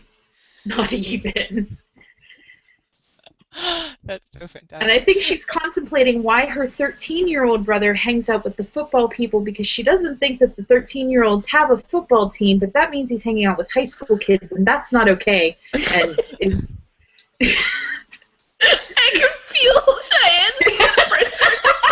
Just keep going on. By the end of the game, Cheyenne's like, screw kids! done. But yes, I think at this point, while she's pretty much muttering to herself as she walks, she heads over to the football field looking for her little brother. Okay. Actually, I think Kate and Lola, you guys were heading towards Billy's, right? Yes. Okay, cool. Yeah, Lola, you have a car, right? Oh wait, do you have a car, or do you like bike up there? Most likely. I own an electric car. I do not use anything gas guzzling to begin with. And I walk whenever possible. Okay, well you can definitely walk. It's not a far distance. Okay. In that case, yeah, you see Kate as well. You're coming from a different direction. Obviously, you pass I, who I don't know. Does she look slightly flustered? How does I look I'd right now? imagine that I can hear her muttering her to herself and sort of making hand motions and Yeah, she's like, but if he's doing that, then he shouldn't be doing that. These aren't the people he should be hanging out with. Like so she's muttering she like that. passes her and she's sort of just she can feel that negative energy coming from her, so she's taking a few deep breaths in order to not intake that energy within her own. And um, she sees Kate within a distance, and if I could like read auras, that would be an aura full of blackness and darkness. You can actually, as a talking a bit about the game, you can read auras. You can read auras with sense. Basically, you Oh have crap! different talents that you can learn, and one of the abilities is to see people's auras. So basically, Lola, what you see, first of all, is just coming at you. It's just a huge ball of green stress. Like her aura is so thick and Anger and so deep, resentment. it might as well just be a green line surrounding her. You also see Yeah. that surrounding a little bit of worry, and coming from Kate, I mean, I won't say it's a dark spot, um, but I mean, there's a little bit of emptiness there. Ooh.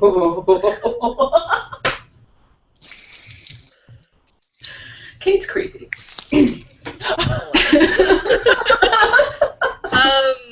She's gonna go into the shop, sort of avoiding Kate. Okay. Um, Well, hoping that they're not getting into the same shop. And when she realizes that Kate is behind her, she's gonna walk towards the back where typically Billy is. I imagine just pretending to do inventory of the of the yarn. Hey, getting high helps me count. Okay. And hoping that Kate isn't following, that perhaps she's picked up a new hobby of taking googly eyes and vandalizing things. I don't know. It's like, Kate walks in to the store after, I believe, right, Kate? What was that? that you walk into the You walk store. into the store Oh yeah, after Lola. what's the name of this store, by the way? Oh, it is the Gallard House O' Yarn. And so would I refer to your mother as Mrs. Gillard? Would that be correct? She insists that everyone calls her Mama Adele. Mama Adele. Okay. Mama Adele. So are we going with Lola, or is it me?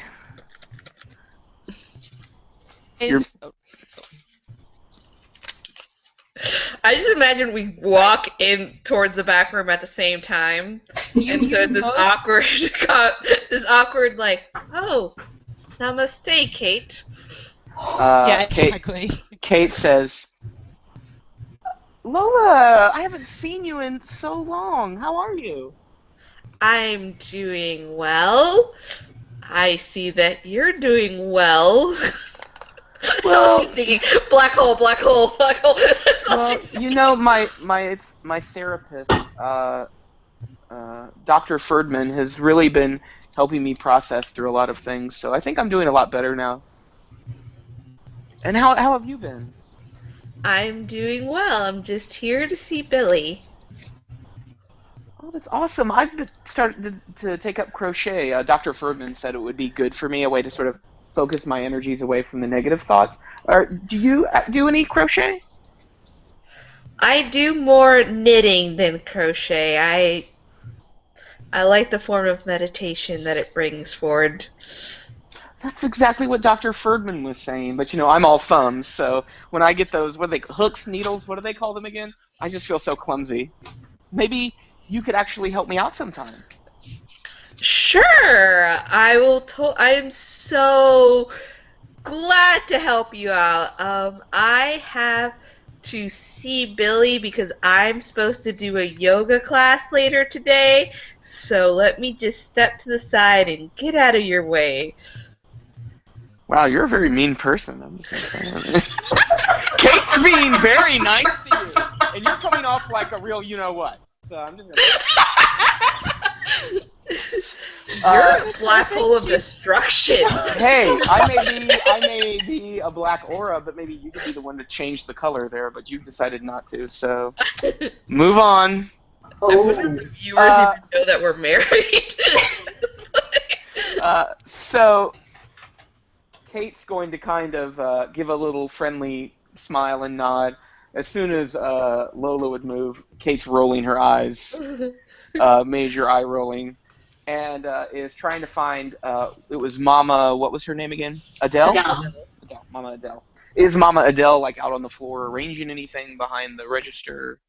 No one is here right now, besides for Lola taking inventory. You hear like 1, 2, 3, blue. Whatever she does when she takes inventory.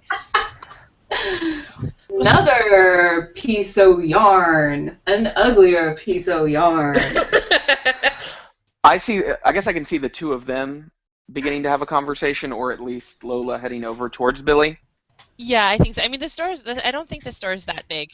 Yeah. So I'm gonna just kind of hang around and pretend to go through some bins of yarn. I noticed two people that I'm pretty sure I know are witches, are in conversation. So I'm just gonna You guys all know each other. I'm just gonna try to act very casual, like I'm just looking through the stock while trying to eavesdrop in on their conversation. I will pick up one of the hanks of yarn and rather loudly be, and another piece of creepy yarn, and put it down. She's like, "Hey, Billy, when are you doing inventory of the hemp yarn?" I gotta do that in back.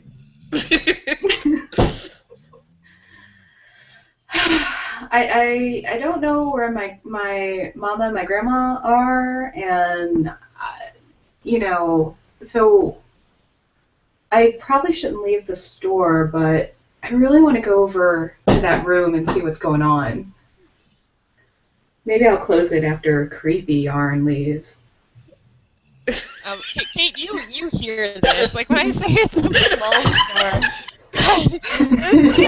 What's all this hate for Kate? Poor Kate. Wow. Kate, I think the hate's transferring from out of character into character. Kate, Kate, are you gonna rise above? Are you gonna Kate rise hears above this this, small town? and it stings because she's already lost so much as it is. And You guys are cold-hearted, man. she's really focused on not letting people see her true emotion. So she kind of ducks her head a little bit down where they couldn't see it. Her eyes are getting a little watery, and she kind of swallows really hard and squeezes her fist until she kind of takes a deep breath and pushes it back down again. And then raises her head back up and just holds up I'm not sure what the lingo is for it wouldn't be a ball of yarn, but what would they call it? A skein. A skein. A skein. So that sort of oblong shape that you usually buy it in. The oblong is the hank. The skein is the hank? ball. Right. Yeah. So a hank, she would say, how much is this? $22.50. And she I'm puts it like back. staring at her like, is that made with particles of gold inside? Yeah, even Kate looks at the yarn and is like, Lola, you see Kate's aura still, and it seems like the stuff you guys have said kind of hurt her. You Well, take I her didn't emotion and say empty anything it. awful. I just avoided her. Girls know when they're being mean. But she kind of looks at them and she's like, she makes me really, really sad. It's just, I don't know if she's lonely or angry. I don't know if to hug her or Don't be hug her. afraid of her. Yeah. Like, to be afraid of. I'm expecting one of you to say, "Yeah, I just wish he had killed like the whole family, including her, because her sticking around kind of makes me feel uncomfortable." You're terrible. You're a terrible person. Well, I don't know. I mean, at least we're not gonna. I give up anyway. I put down another hank of yarn. I'm like, if you want to get some beginner yarn, you're like in the fancy yarn, so maybe you should try the bin by the door. Thanks so much. I'm new to all of this. I can use all the guidance I could get. Uh-huh. So, Lola, like, I don't know. What do you think these notes are about? I think they're trying to gather us all together. I mean, I don't really know what this is about. It's just weird. I don't like this. If this was a dungeon crawl, I would send Creepy Kate in front of us. Kate's not even in here, and we're already insulting her. All right, let's get rid of Kate and let's go over there and find out what's going on. Kate, I mean, you don't hear everything, but you hear, like, invitations, get rid of Kate. Bringing us all together. That's super not yeah. By now, Lola's starting to feel bad, and she sees Kate besides the door looking at the probably acrylic yarn, the one that doesn't feel great when you're doing it. Mm-hmm. That's all kinds of like unnatural colors, uneven dye jobs, but yeah. Yeah, the ones that like you're told not to felt it because it's essentially plastic. Lola's just gonna take a deep breath, walk over, and says, "What are you doing?" Kate. Damn it. Seth, are you there? I'm here. Kate? Yeah, what? I know you're going through a very hard time, and I could read it off your aura, and she's gonna, like, just sort of outline your figure. I would like to extend my friendship towards you. And she's gonna hold her arms out for a hug. Kate looks down at Genesis, and Genesis is, like, staring up. For a moment, you think the dog looks like sort of a wizened old man, little, like, kind of mustachy, like, fur on his upper lip. And she kind of looks down at him, and then looks up at you, and the smile reappears, and she extends her hand. She goes, "That is so nice of you, Lola." I'm just shaking my head, and I wander over behind the counter. So, what's been going on with you today? Not much. I can't help but... Sorry, I wasn't trying to eavesdrop or anything, but I heard you guys mention invitations? And she reaches into her jacket and pulls out an envelope, and she goes, "Did they look anything like this?" Mine looked exactly like that. It was something like Washington Room, Dust Hallows. This familiar? What did I tell you about the fact that they're trying to bring us all together? Yeah, that's some creepy shit. That's some real creepy shit. I don't like this. What do you mean by they? Whoever took my shit this morning? Took your shit? Yeah. Took my cat and killed 2 birds. And okay, so my mom and my grandma, they haven't been around, which isn't like super usual, but I'm assuming that they just are, I don't know, doing something. Kate's nodding her head. Liz, may Kate draw a card? Yeah, sure, definitely. One second. I'm just gonna. Okay, guys. For those of you who are watching who don't know about what Seth's character Kate is doing right now, is Kate is in possession of a devil's stack.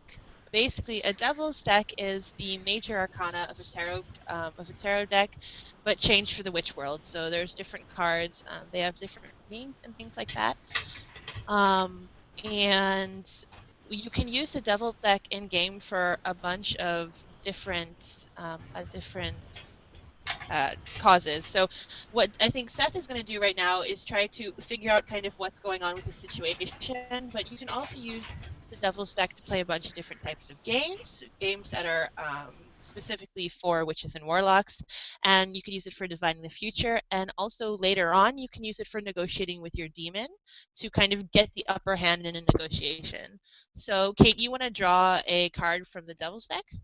Yeah, she's going to pull out a deck while the two of them are talking, and just kind of not want to draw attention to it, but just kind of casually be shuffling the cards in her hand, and then draw a card and take a look. Okay, you draw a card. Gonna hold it up to the. Can you guys see it? Yeah. So this card basically, instead of being titled the Fool, actually it's called the Fated. And you read the card. You actually know there's two different types of cards that you can draw from a devil's deck. There's a Bless card, which is a good omen, and a Curse card, which is a bad omen. And of course, you draw a curse card, and you know the meaning behind the Fool. And basically, the meaning is it has a lot of different meanings, of course, like all these things do. But it means that you're being offered a choice and an adventure. And it's you when you see it and you feel the sense and the gauze around it, you think that it's trying to lead you somewhere. And you feel like it's the start of adventure if you so take it, but you also feel like this adventure is tied to others, only the people in this room. Kate is trying to suppress too wide of a grin, because this is sort of what she's been waiting for. And she just slips the deck back into her pocket and says, "So guys, do we go?"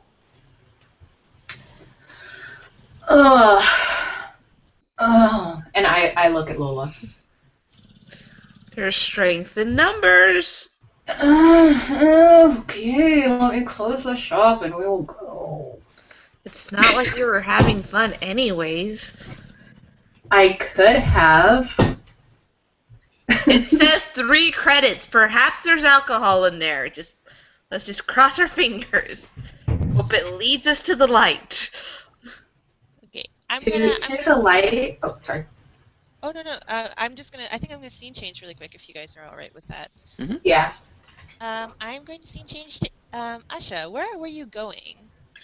I was trying to think of a place to go to find people to go with me, so I might have actually gone down to the shop as well, because it seems to be sort of the place where people would go for that sort of thing, or to find someone else who is like fated who would come with me. So Yeah, it's the cool place.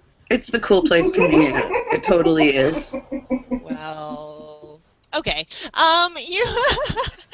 Yeah. Actually, you do know, of course, of the other witches in the town. You've kind of distanced yourself since you've come into money, but you do know of them. So, yeah, you can head to the shop if you want. Okay. That Okay. is what I will do. Cool. Yeah, you can take your Porsche. The gardener he offers for you to just take up his beat up old pickup truck. Well, I guess it's better than transit or walking, so I will take that. You're driving in the pickup truck. You're driving through town, and you notice some of the girls from school, and they kind of look at you as you pass by in the pickup truck, and they kind of just roll their eyes and start giggling to each other. Fine. They can just laugh. Fine. They don't know my pain. And yeah, you head towards the store. And nothing assaults you or anything like. Oh, can't hear anymore. Oh, there we go. Sorry, I just missed Mute that. yourself, Liz. Yeah, you're muted. So if you mouse over the. I got it. It's Aw. Okay. sorry. Yeah. So yeah, you head to the Gallows House of Yarn, and you arrive there unaccosted.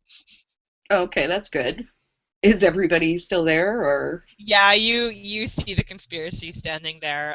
You see Lola and Billy standing together, and you kind of see Kate a little bit off to the side, holding a quite like looking very earnest, actually holding a hank of yarn in her hands. Oh, good, Kate.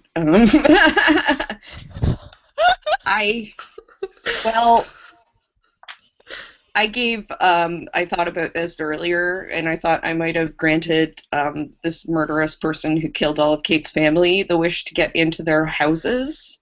Oh my god. But I didn't know that he was going to kill anybody. I just sort of thought he was going to steal stuff. Because why else would you want to get in houses except to steal things? You would never want to murder people. So, Asha doesn't talk to Kate a lot. It seems very uncomfortable a lot of the time. So when she does come into the store, she stops for a minute and is like, oh. I have a question. Can I read her aura? Oh, yeah, totally. Or can she? I don't know. Yeah, it looks guilty. Genesis sort of growls at you as you come in. Lola's gonna tilt her head to the side a little bit as she looks at us. She's like, ah. Hi. Haven't seen you before here. Sometimes I come down. I don't know. I just thought I'd stop by since, well, just things are going missing, and it shouldn't work that way. It's very frustrating. What's gone missing? Oh, well, half my house to start. Were you living in a small house? No, I had quite a large house, and half the house is gone. It's just gone. Houses just don't disappear. Someone could have stole my car, certainly. I mean, I don't drive that truck all the time. But, Is there yes. a problem with the truck? No, it does what it needs to do, I guess. It's just not my truck. Asha, you Or my look down at your car. hand, and your ring, your gold ring, is missing. Okay, see, this is not supposed to happen, all right? Everybody does their own thing, and my thing is I get to keep what I asked for, and that is not happening right now. So And what did you ask for? that's not your business. I'm just saying, all I'm saying is that the way things work is I ask for something and I'm supposed to keep it, and now things are disappearing and I'm quite upset about this situation. 435. But I Okay, no worries. found out some information about where my stuff might be, and I was kind of hoping people might want to come with me to figure this out. Is it at the Washington room? In fact, it is, and I've found out how to get there and kind of what it is, why. I kind of wish I had a weapon. Kate goes, I do, and pulls up her shirt to show the knife See? scabbard that she has. See, this is why everyone course. thinks you're creepy. What are you doing?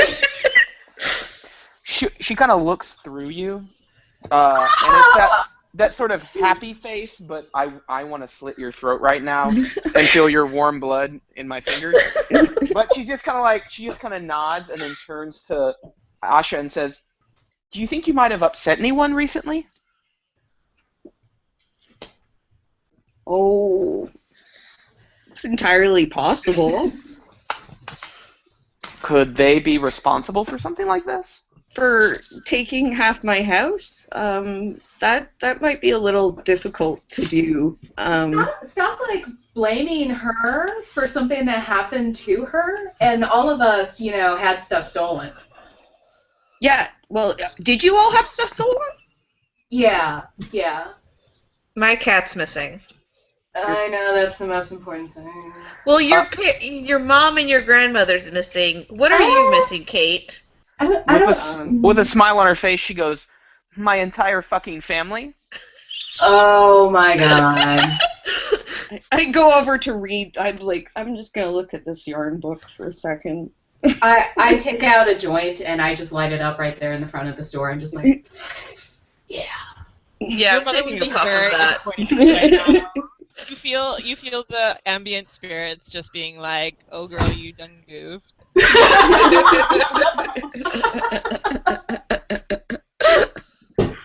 Oh dear.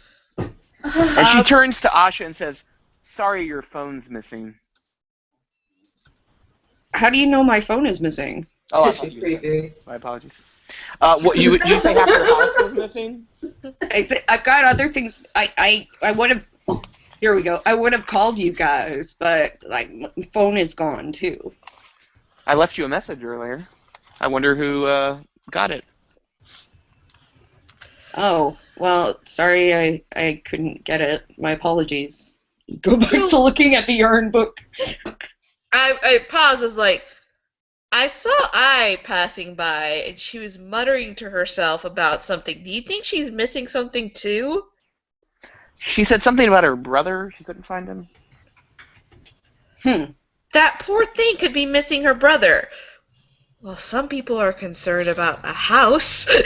Okay, it's just weird. It's weird for a whole house. Half a house to go missing. Isn't that weird?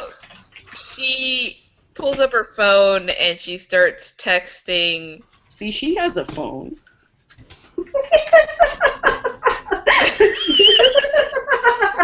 And Billy is laughing. The smallest violin is playing for Asha right now.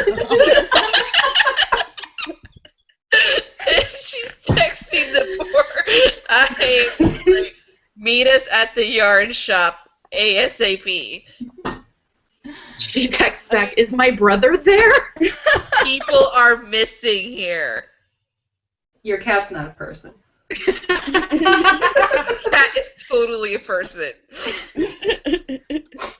So yes, upon not seeing her brother at the football field and getting that text, she does head to the store. Okay. I have a quick question to ask you. Yes. Did you receive a weird invitation? Not me. Wait, you mean this? And she pulls it out of her pocket. See, we're all missing something. And Do you know where my brother is? maybe he's in there. Apparently, Billy is missing her grandmother and her mother, and they could be in the Washington room. And apparently that's like it's like a casino or something. The person I asked said that there's lots of good games for everyone to play there. So We're not supposed to go to the Dust Hollows. Does anyone know what the Dust Hallows are exactly? well, yeah, it's like sort of this like space where there's a lot of nothing, and then there's the quiet, and there's a lot of things that wander around in there, and So would you say this is a trap of some sort? Nothing grows there. I have tried for the past year to grow something there, and it keeps disappearing. But you're not even supposed to go there. My But mom always told me that you're not supposed to go there. hey, Sometimes you have to break the rules. and maybe, just maybe, and I will offer the joint round if anyone wants to take it. I doesn't even know what that is. Lola just takes it, tries to blow the smoke in I's face. Breathe in deep, sweetie. What if there's like a bigger like witch organization that we don't know about, and this is like our initiation? I don't know. Maybe the trap thing sounds more likely. or party. I'm just saying, you can be negative like Kate, or you can be like, we're gonna have a party. Maybe it's just because we didn't know about it, and they're like, oh, those guys, we missed them before. They should come and visit. Mm-hmm. Do you think my brother is here? Yes. Yeah. We're then all let's missing go things. there. Yes. So we have to go to the Dust Hallow and look for it, and apparently when you're looking for it, there it is. Yeah. Wait, what? Then you should leave. How does that work? Well, you know, she seemed knowledgeable. That's how that works. So you guys want to head into the Dust Hallow to investigate a little bit. This is a terrible idea. Do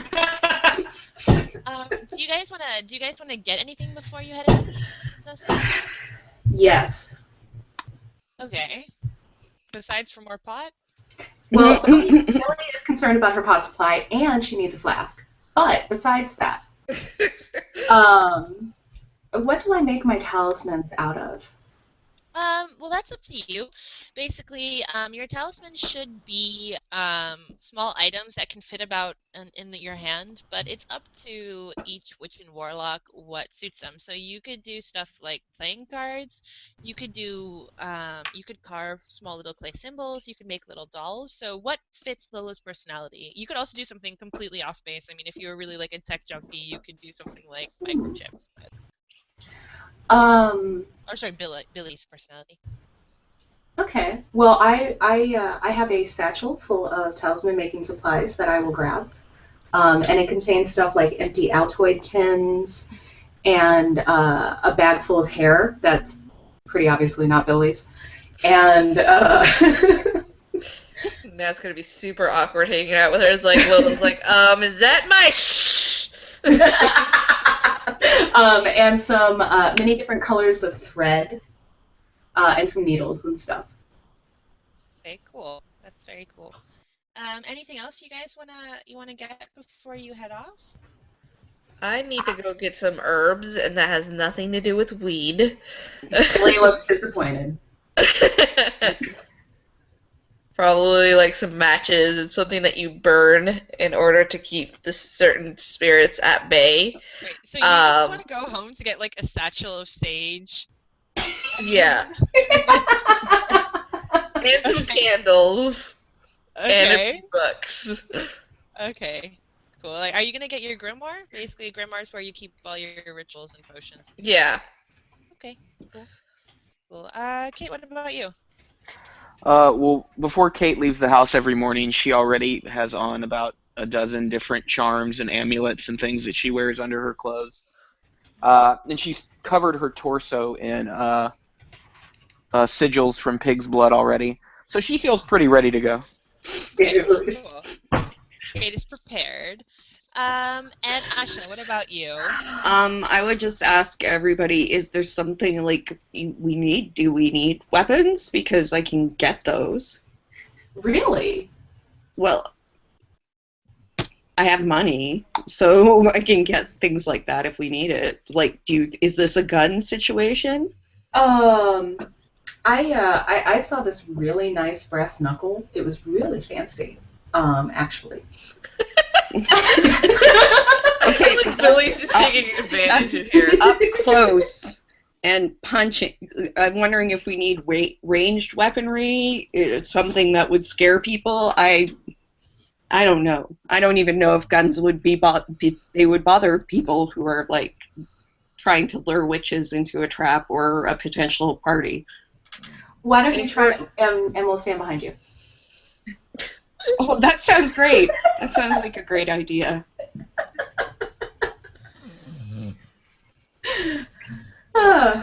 Okay. Well, I don't think I need anything then. So we'll go on from there, I guess. Okay, cool. I actually think that this is a really good time to take a quick break. And then we'll get back into the story in a few minutes. Sarah, can you facilitate this? I'm not sure how to do it. Yeah, there's not an actual like official pausing the broadcast kind of thing you can do, but I recommend that all of you mute your microphones and maybe turn off your cameras. Okay, so guys, shall we like meet back in like 10 minutes or so? Is that okay? 10, Sure. 15? Sounds awesome. Sounds great. All right, bye. Perfect. Yay. Yay.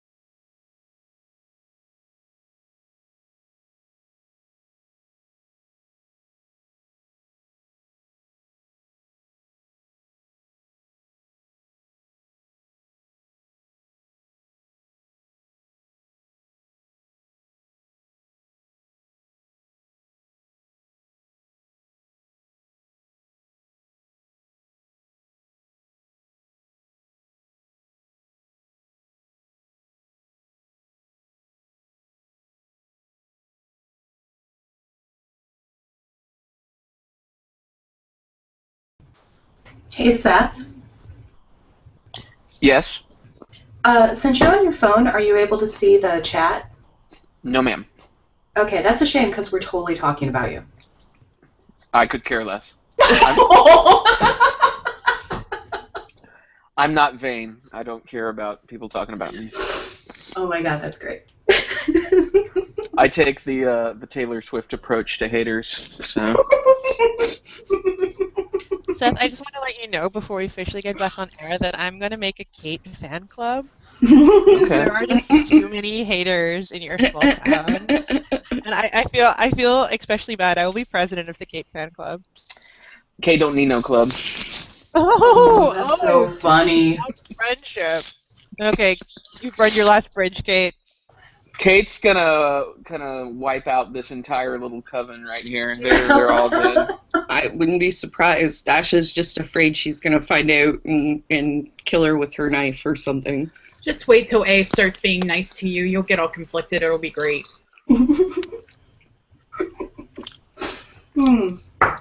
I did grab a snack while I was... You're muted, by the kitchen. way, Ariana. Nobody can hear you. Oh, okay. I was wondering. I was like... I can hear her just Ari. yammering on out there. Well, yeah, I I can hear was her saying that, like, microphone. I was saying on how he looked right through Billy. It's just so I Yeah, don't that was know creepy. if A's gonna have any emotion, like at all. So creepy. And hi to viewers that we currently have and any people who may be watching this in the future. It will be super interesting for everyone who's been watching, and there's a 10-minute of silence. Just imagine the poor people that are logging in right now. I'm gonna see. There's nothing there. Nothing. I'm going to see nothing. I may consider editing out the 10-minute break because I have copious free amounts of time. Yeah. I think I can help you. I have like Windows Movie Maker. I think that might do it. I'm not Yeah? sure. Yeah, I think so. Like my friend told me it's kind of like iMovie, so that might be Yeah. possible. Probably cutting out 10 minutes in the middle would be like the easiest thing ever. I think so, right? Like that's like the basics Yeah. of what you can do with Windows Movie. I hope. Yeah. And we did, say we were going on break, and now we're like, hi, we're off break. Yeah. So, Is everyone back? I believe so, yeah. I think Yeah, I'm just eating a sandwich, so so. I myself don't with want to grilled watch cheese me and like eat my sandwich. It's Nope. just like, "Argh." And I've I done did that during myself a grilled games. Like cheese one time, and Seth is yeah. like, "Ariana, you nom on your orange." Like, Oh my god, that's so funny. Okay, so I am totally going to be Billy. Yep, I'm Billy. Okay, welcome back, ladies and man Seth. and ladies in character. You guys have all decided to head back. Give me a moment. I need to get back into DM character. No, you guys have all decided to head out to the Dust Hallow.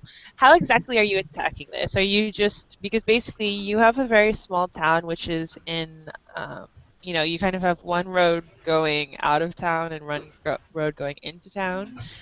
And aside from that, you're surrounded by plains and farmland. And I think Asha, you would know this. I mean, basically, you can find the Dust Hallow very easily because if you just wander long enough, you personally will start sensing, because you're a Jinn, you'll start sensing the pockets of nothing land, and then you know you've hit. To actually get into the depths of the Dust Hallow, you've never actually ventured there yet because, of course, it's quite dangerous. But yeah, you just assume that you would keep going. So how exactly are you guys doing this? Are you just going to wander in? It's up to you. Do we have a plan? Kate would ask, does anyone know if there's a way to safely enter the hollows? She's more wanting to see who takes the lead, because she'll know who she might need to deal with. See, Seth, it's things like that that make people not trust Kate. It's it's like in character, it's fun and dandy, and then you're like, and then I need to know who to kill. I never said kill. I never said kill. You said take care of. Deal Yes, with. maybe help I'm out. an Maybe American, that's what it and means. basically You're when you say Deal with doesn't sound very helpful. Deal with.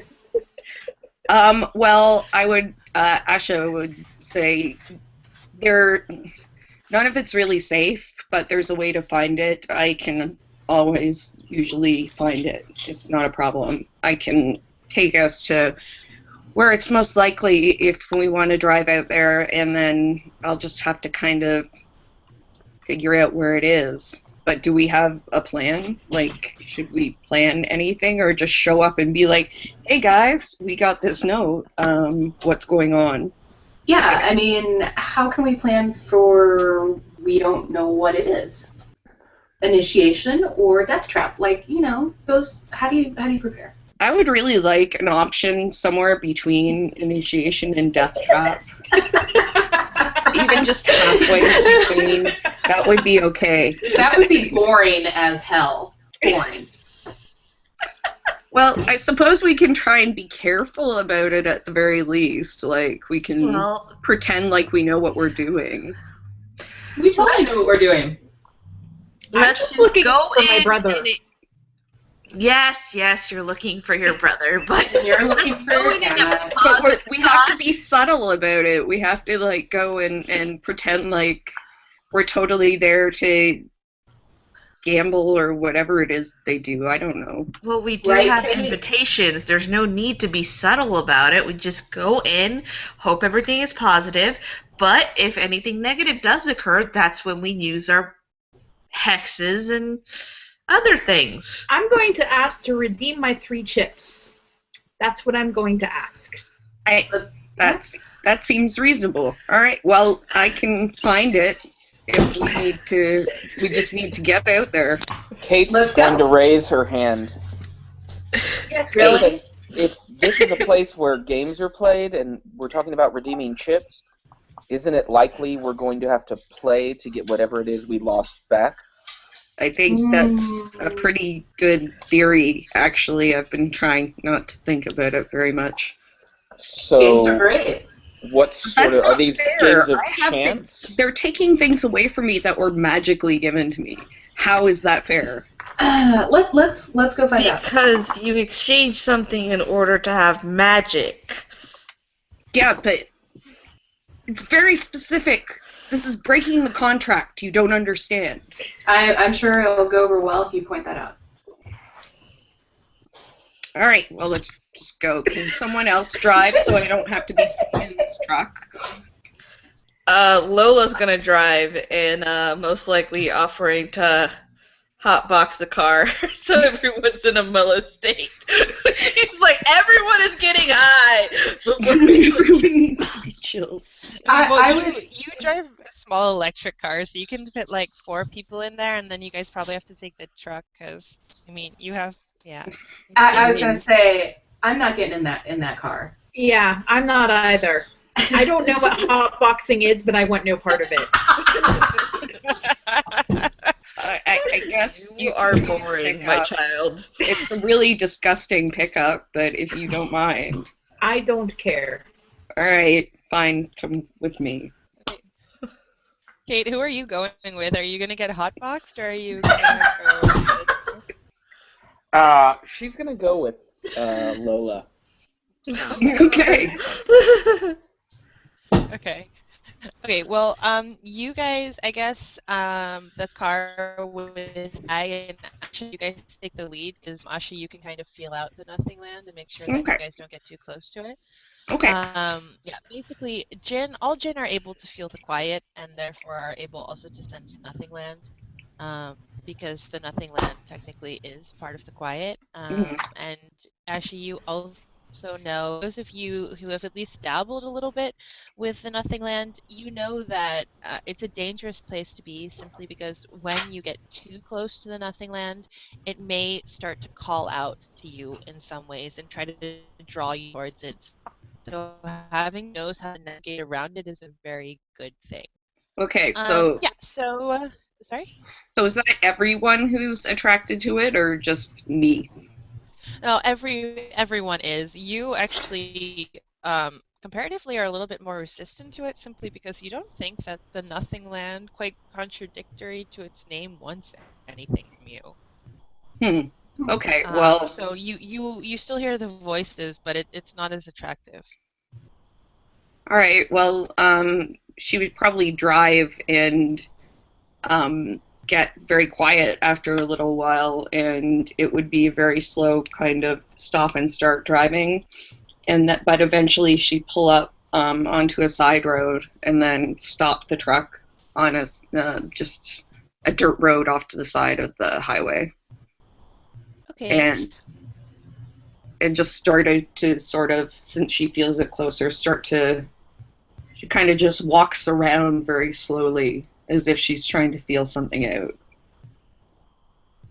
Cool. And very quickly before we get back to what you're experiencing, I think the question on everybody's mind is, Lola and Billy, how high are you getting to? Now we're following her. Hi.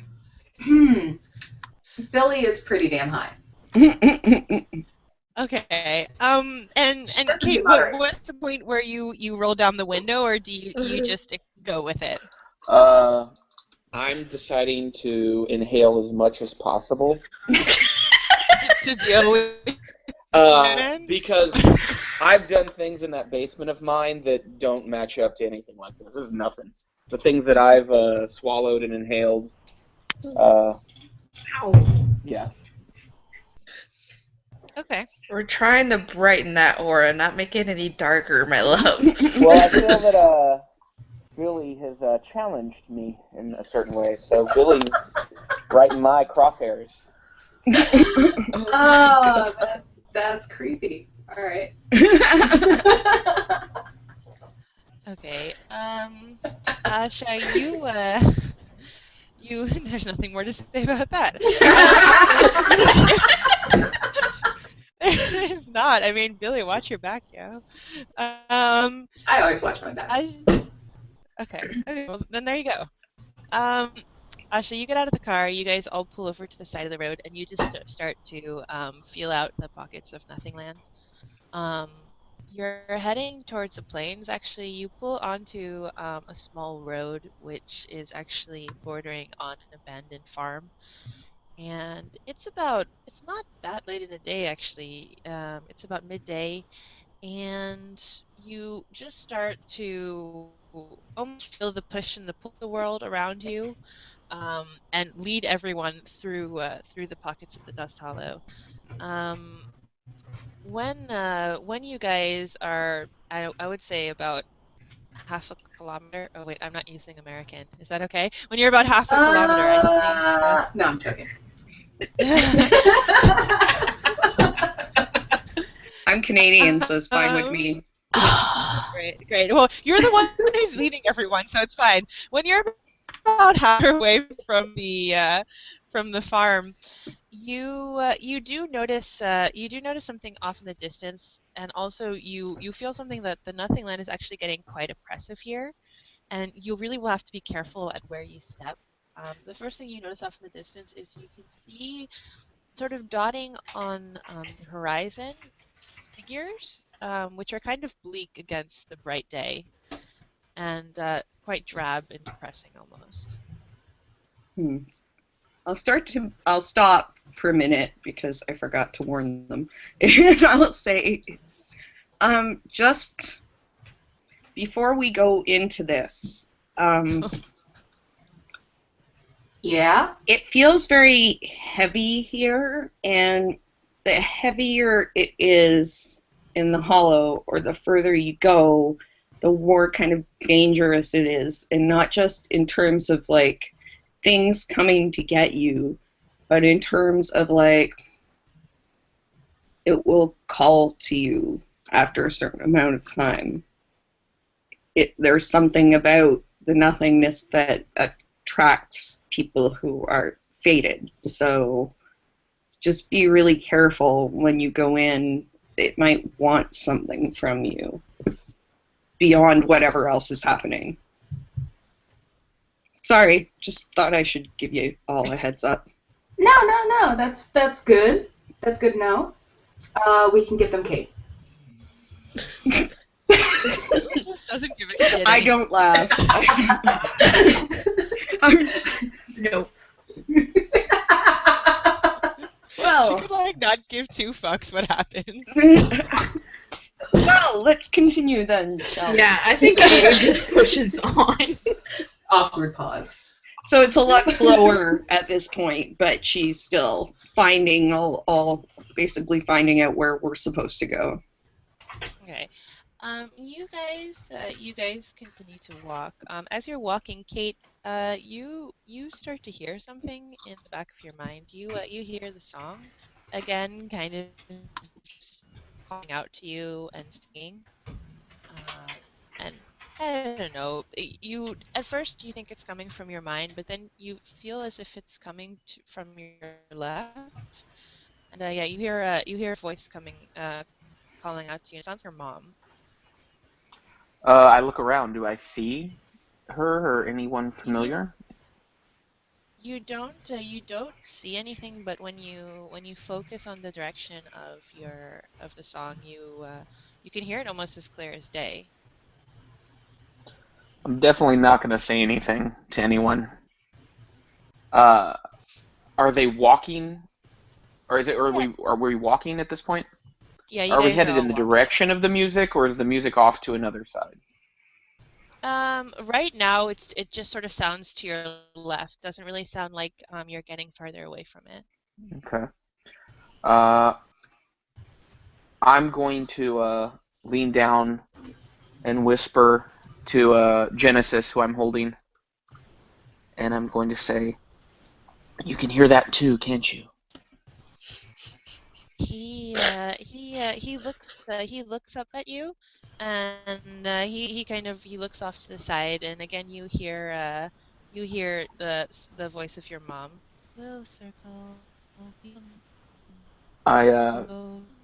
grab my arm, the same one I was touching when I woke up, and there's like a pain shooting through it, like an arthritic kind of pain. Better hope waiting in the sky, Lord in the Nicole, your face. I'm just like, I just say, "How much longer do you think till we get there?" Kate, it's time to wake up now. You can't sleep all it's day. it's just maybe less than half a mile now. Kate, you really have to get out of bed. You can't sleep. Come on, your dad and I are going to take you to the park. I let them kind of walk ahead a bit, keeping them within eyesight, and I assume nobody's looking back at me. And I pull the dagger out and drag it across my palm Mm-hmm. just to check. Am I still here? You are still there. Don't do I put that it to yourself, honey. I put it back in the scabbard and cover it back up with my shirt. You know And me and your just father love you, don't you? at this point, I'm starting to my eyes getting a bit of a twitch. I'm having a harder time controlling myself, keeping the smile there, and starting to try to catch back up with them. And she says, "Don't worry, I'll sing you to sleep. It'll be all right." And she continues to sing. Uh, Run Lola, away. Lola, you're walking along, sort of going towards towards the horizon, and yeah, everything's kind of going fine, and you hear nobody fucking cares. I kind of look around, thinking for some reason either it's Billy or Kate that would mutter something like that. Billy, because she's high as fuck and doesn't give a shit by now. And Normally either. um. Okay. Yeah, you look back and Kate seems to be lost in her own world, and Billy seems to be, all right. I'm good. And yeah, you turn back, and you hear a voice kind of more forceful saying, "You know you can't make a difference, right?" And you realize it's your own voice. I'm like taking deep breaths as I'm trying to keep my legs moving forward. Do you think being able to read auras makes you special? How is that going to help the world?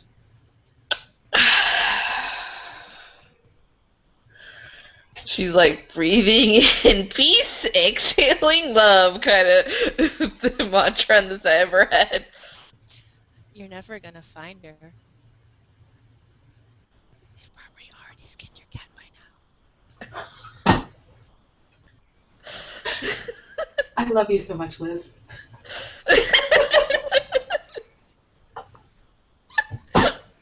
I deeply love Liz.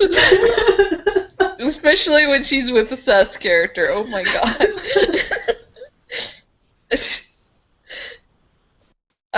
She's just sort of tightening her jaw, like holding her fingers together in a tight grip. Sort of like in the back of her head thinking, this is not the time to have these kind of thoughts. Did you know that if every person in the world decides to recycle, the ozone layer will still continue to deplete because big corporations won't stop their mass production?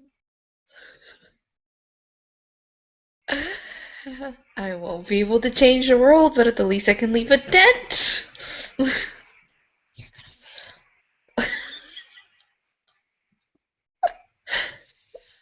fail. I I'll leave you with that quickly. Billy.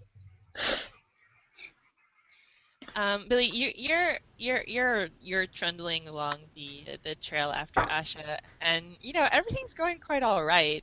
I mean, you're in a plane. It's sunny outside. You're feeling good. Yeah. Yeah. I Your mean, day has recovered from this morning. yeah. You have definitely recovered from this morning. Um, and there doesn't really seem to be much wrong going on um, until you flash. You kind of out of the corner of the eye, you see something sort of pop up, and then disappear, and strikes you for a moment, and you're slightly jolted, and then Whenever I look in that direction, do I see something? you look in the direction, and you look back, and again you see another flash, and it almost it looks like someone with their hands over their eyes, and you hear a soft moaning behind you. It's the weed, and I'm gonna say this out loud. It's just the weed, so it's okay, cause it'll go away. It's all good. I don't hear that. There's nothing going on. It's just maybe it wasn't that good a weed. Maybe it's some bad weed. You feel something stroke against the back of your neck. Son of a bitch! It's not the weed. and I like stop and curl up in a ball. You're so soft. Oh fuck! Oh fuck! Kate, please tell me that was you, like with your knife, and that I'm not hearing this. Kate just glares at you. Billy, get up. No! I told you. I think something's fucking with us. You need to get up. It's the quiet. And That's what I told you. I will slowly stand up, and I kind of wrap my arm around through Lola's, and I'm like, so we're just gonna walk, and there will be no more, huh? I'd love to wear your skin. And she just like digs her nails into Lola's arm and buries her face in her shoulder and like, Like, there are some things that is okay, and then there are things that are not okay. And that was in the category of, like, not fucking okay. Not okay, not okay, can we walk? And I'd like to keep my skin, please. I'll try and Whatever move faster. it's telling you, it's just a lie. Just breathe in, breathe out. There's nothing wrong. We're all okay. We're fine. There's nothing going on. Everything is okay. Granola girl knows what she's talking about. If you're a good girl, maybe we'll let you keep your skin. Oh!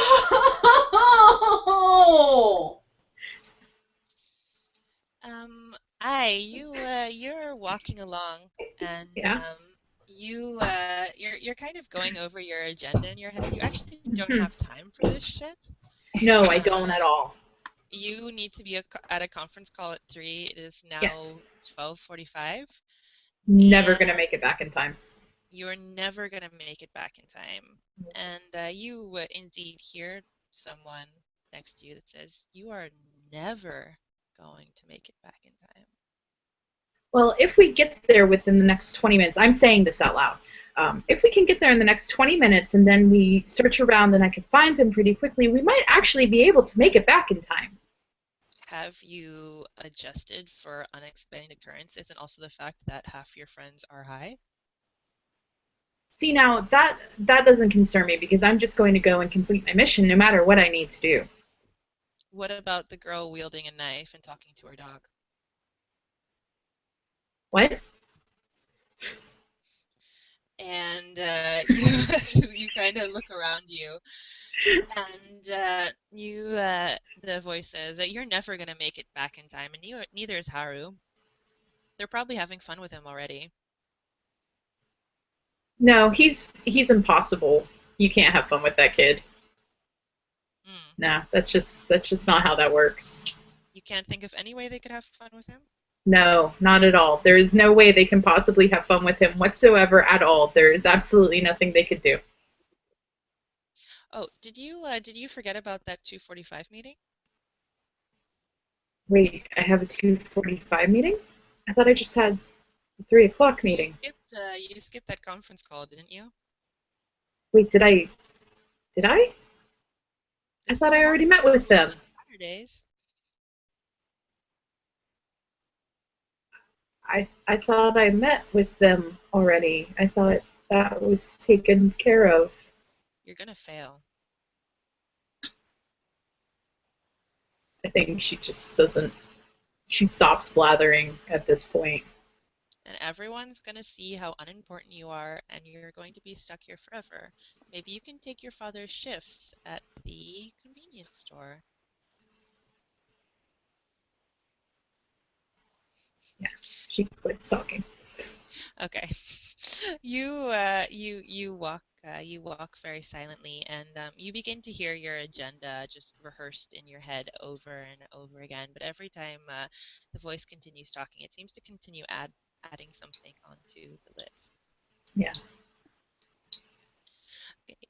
Asha, you are at the front of the column, and you, as you're walking, you kind of see everyone being affected by these things simply because you hear the voices, mostly like, what is she wearing? You can tell that she comes from trash. But you, sadly enough, are used to hearing this. This is where I like to hang out. Yeah. And it says, you do hear a new voice that says, you've brought 4 friends this time.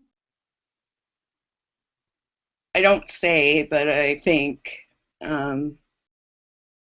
yes, they're all missing something, and there's a place we have to go. And you really think that you can protect them? Am I supposed to protect them? Is that my job? And basically, the voice says, I don't know. Is it your job? You're the one leading this column.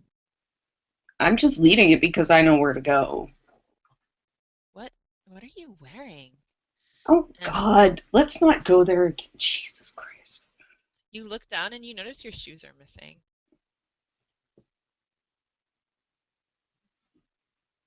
This isn't the way it's supposed to work. I actually say that out loud. I'm like, this isn't the way it's supposed to work. Afraid you're going to turn into trash again?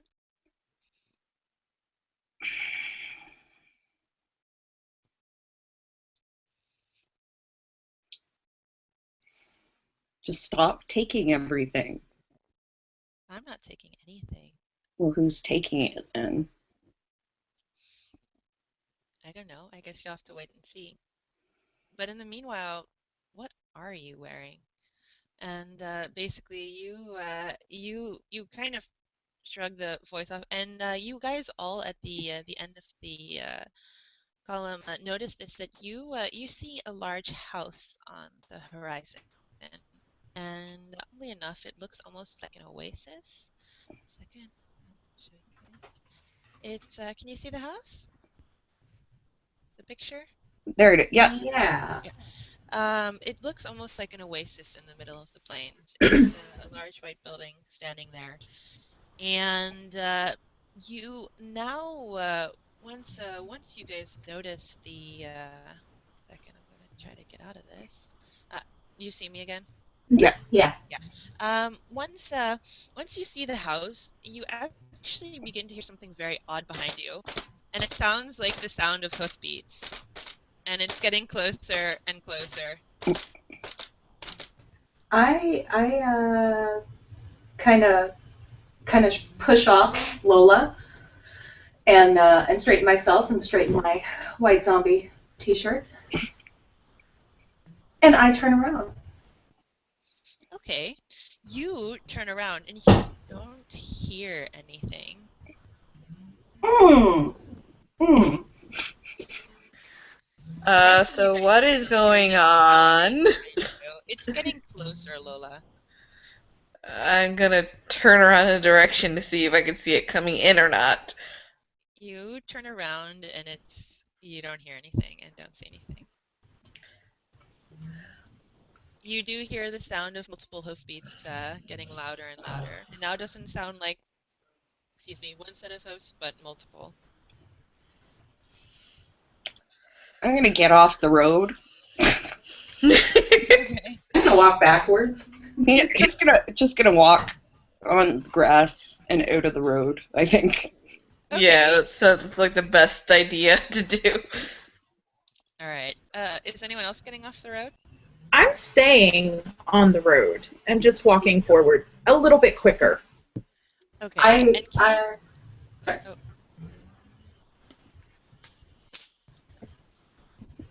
Kate, what are you doing? I am getting off the road, but I'm going to reach under my shirt and grab onto the hilt of the knife just in case. Okay. And Sarah, you said you were walking backwards? Yeah, I reach out and I grab hold of the back of A's shirt so that I have a guide, but I face backwards. Okay. So you guys are like basically back to back walking forwards. Yes. Okay. You guys continue walking forwards. Kate, you prepare your knife, and basically, you guys, the closer the hoofbeats get, you begin to feel the ground shake underneath you. And they seem to be speeding up the closer they get to you. I have a question. Yes. For those of us who can't hear the hooves, do we feel the ground shaking? Yes, you do feel the ground shaking. I'll edge towards the side. I'm not stepping off the road yet, but I'm towards the side. Okay. You feel this vote of confidence moving towards the side behind you. Yeah, I feel she's like pulling me towards the side, and I'm just keep going forward. I'm like, there's the house. That's where we're supposed to go. And Okay. All right. Basically, what happens is from the momentum, Billy, you're just thrown to the side. You've moved almost off the road by now. I is another story as basically you feel something picking you up for a moment. Something slams into your chest. awesome. and then basically you feel yourself, after it slams on the chest, you feel yourself falling to the ground, and then something running over you. Yee. Um, that is about all that you notice as the world quickly fades to black. And you guys basically see I being picked up um, about a meter or two into the air, and then being sort of pummeled underneath something, and then ending on the side of the road. Oh, God. I said follow me. I'm just sitting there like Does staring. she Am I- fall onto the ground, or she's still like Am up I in out? the air? She's on the ground, and you guys hear a cacophony of laughing around you in the respective different voices. I go, Kate, you just hear "It's gonna be okay, honey." well, I guess we should go check on her and see if she's Somebody okay. check on me! Maybe. I'm gonna go check. Go check on her. Am I alive? What's going on? Kate would be the first to run towards her. Okay. What condition does she find I in? She's gonna say, "Are you okay? Can you talk?" Wait, you're running towards her with a knife out, right? No, I never pulled the knife. I just had my hand on it. Ready. Okay. Just clarifying. Okay. Dear Okay, God. you run up to her. She's breathing shallowly. Outwardly, you don't actually see any physical damage on her. But besides her, like, some dirt and maybe like a torn sleeve or something from falling onto the ground. But outwardly, there doesn't look like there's anything wrong with her. I want to take this opportunity to get a strand of her hair, casually. Okay. Yeah, well, you are... While she's out, unable to realize what's going on. Okay. Yeah, you don't, like, you are just checking her over, so it's not odd for you to, like, touch her hair. My hand just Yeah, brushes touch across her- a strand touch of hair head. on her shoulder and Okay. Yeah. Okay. palms And it. you take a strand of her hair. Oh God. And yeah, you guys also don't really notice anything wrong with you. Lily, you do see when you look at Ai, it looks like her aura is. Sorry, I'm reading the chat again. Um, it looks like her aura looks like it's in pieces, kind of sort of shattered around her. We need to get her up immediately. Like moving or awake or what? Both. This is not good. This could be a repeated offense. Meaning somebody could do it to one of us. Oh, all right. Wow, now you are great when it comes to the concern of others. Well, I mean, she doesn't look too hurt. She looks okay. Spiritually, she is not. Well, we could get her into the house, I guess. How do we know the house is going to be any safer? Or we could leave her out here with the demon horses, you know? Like, our options are kind of limited. That's a great idea. It's true. We're not leaving her here. I don't know if it's going to be safer, but there won't be invisible horses running over people. Yeah, there could just be other invisible demons inside the house tormenting us. But she'll be with us, at least. It's not demons, it's the quiet. I already explained this. There are no invisible demons. It's just the quiet. That's the way it is. Have I come to or anything at this point? Yeah, you come to, but you when you wake up to this kind of bickering above you, Yeah. you feel utterly not yourself. Okay. You're normally very in control. You have your life very organized, even against the whispers that you felt. Like there was some sort of semblance of being able to organize your life in a certain Yeah. way and distinguish fact from reality. You kind of feel in shambles right now. You just feel this sort of sense of panic, and like everything is disordered in your life, and you're not sure what's going on. Can we get off the road? Yes. Yes, please get up. Thank you All for right, hand and up. I kind of I latch on to whoever is closest to me. Who would that be? I offer a hand Probably, up. Okay, yeah, probably I'm Lola and her. trying to get some support to like get up and get off the road because I don't want to be there. Okay. And do you guys continue to head towards the house? Yeah. It's not much The further. only thing there. You guys continue to head towards the house. As you guys make your way up, you start to feel a little bit better, but you think that whatever happened to you, it's just going to take some time to kind of compose yourself. You don't feel right yet. You guys, sorry, you enter towards the house. You approach the house, and as you do, there's two staircases that lead up to the door of this huge, beautiful white house, and you see a woman standing in front of the door. She has a shaved head, and she has dark skin, and she's wearing this really beautiful dark red evening dress, and she has a clipboard with a pen on it. And as you guys walk up, she asks you, "Can I help you?"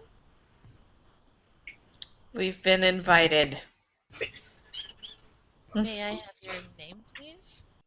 Lola Linda. She looks on her clipboard and she says, "Just one moment, please." And she sort of looks through all the names. She flips a page, looks again, and she says, "I don't see your name on the guest list, miss." I pull out my invitation and just sort of like, instead of that calm, smiling demeanor, I just slam it on the clipboard. She looks at it and she says, "Oh, this is a chip receipt. This isn't an invitation. Have you perhaps redeemed items at one of our other events?" No. All right. What would be another event? And she says, "Well, another occurrence of the Washington room, of course." Where is the Washington room? She says, "You are staring at the Washington room." Okay, so it's not That's what just I me thought. being high. All right. Can you check Asha Vernon, please? Oh, she says, "Of course." And she looks through her guest list. And she says, "I'm very sorry, miss. Your name doesn't seem to be on here either. We can get you a pair of shoes if you need it." I have a question. Is there any possibility for me to manipulate her clipboard to show our names on there? Um, what you are druid. I don't think Or you would be the person to do it. I'm going to step forward and I'm Yeah? going to tell a bold-faced lie Ooh. Okay. There we and go. say, we are recent additions to the guest list. You will not have our names yet, but we were invited. She nods and she says, "Well, do you all have the chip receipts?" Yes, we do. Yes. I pull mine out. And she nods and she says, "All right. Well, if I can have your names, I'll let you in, and I'll check it with management later. We don't want to offend any of our guests." Thank you kindly. And she looks back and kind of gives a little smile to the rest of the group. And enters. I do not smile back. Um, As Asha walks in barefoot. I'll take the offer of shoes. sorry. I'll take the shoes. Okay, she says that if you go to our bartender, I'm sure we can find something for you. Thank you. Of course. You guys enter into a very small room. It's filled with this really pretty red and black Baroque wallpaper, and there's a huge mahogany door in front of you. And you see this sign on the door. I have to go to my page. I'm sorry. You see a sign on the door that says, "Whoa, hold on."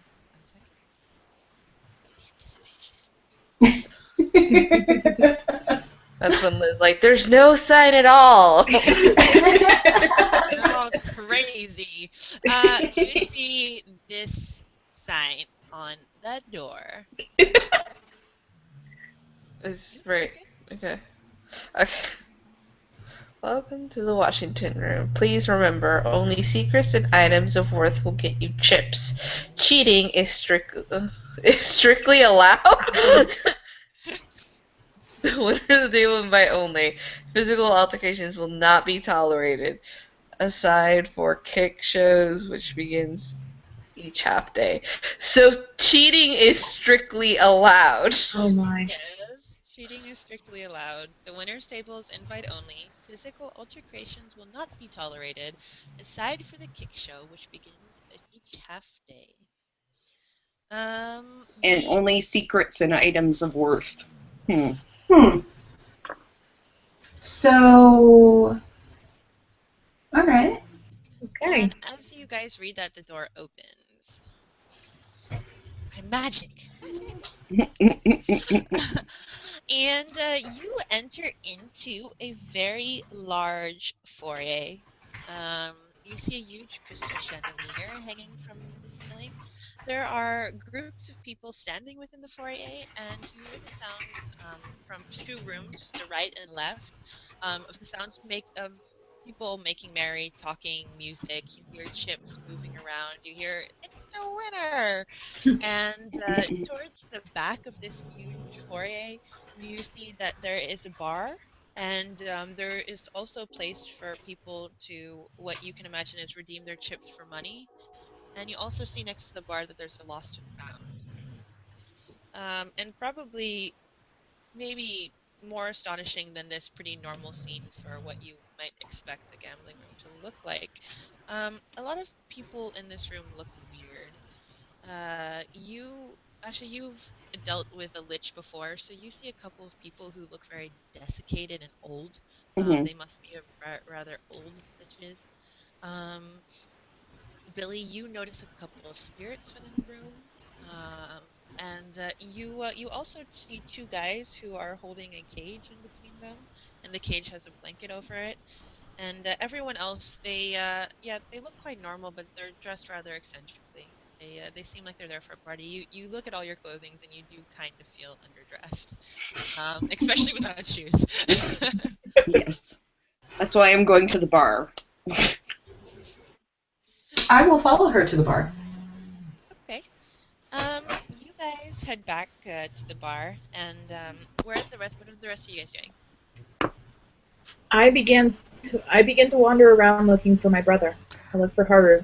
I'm going to lean in and follow I and lean into her and say, I get the suspicion your brother may be closer than you think, and kind of point over towards the cage with the sheet over it. Ooh, boy. Wow.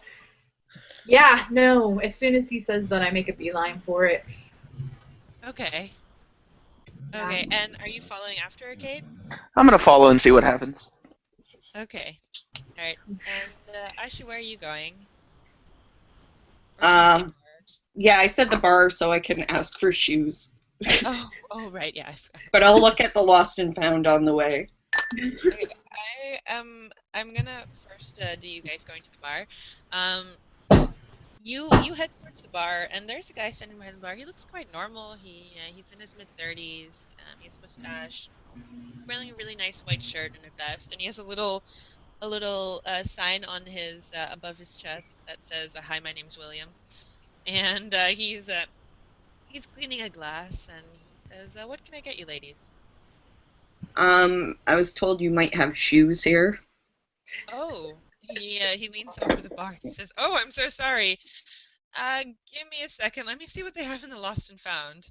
And Oh, he says, "Just 1 second. all I'll right. see." Thank you. And he comes. He actually. What size are you? 7. Okay. He goes to the lost and found. He comes back with a pair of just nice flats, and he says, "Here you go." Thank you. He says, My My pleasure. I'm sorry about that. You didn't get accosted on your way here, did you? Something like that. Something along those lines, yes. Um, what do you have? What's your special for today? Well, we have two specials actually. We have the Cyclone and we have the Red Devil. He points to women at the end of the bar and he says they're drinking it, and you notice one woman, she's holding a glass that looks like a hourglass, and inside it's sort of like this spinning liquid, and another woman has sort of this glass that looks like it's made out of fire, and she seems to be drinking something out of it. I'll take a Red Devil. He says, that'll be a chip, please. I kind of wave my invitation. Where can I? So I need to cash this in first, or shall I just tell you a secret? He says, "Well, I'm always happy to hear secrets, but you should tell them to the bank if you want chips." And he points to the side near where the lost and found was. Says, "It's a drink for a chip." All right, thank you. Is it, ladies? Is it your first time here?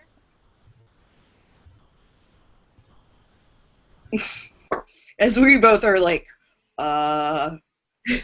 Yeah, I kind of look at you and I'm like, kind of shrug. Yeah, it is. Okay, he leans over and he basically says, "I'm sure you'll both have a good time, but be careful where you spend your chips."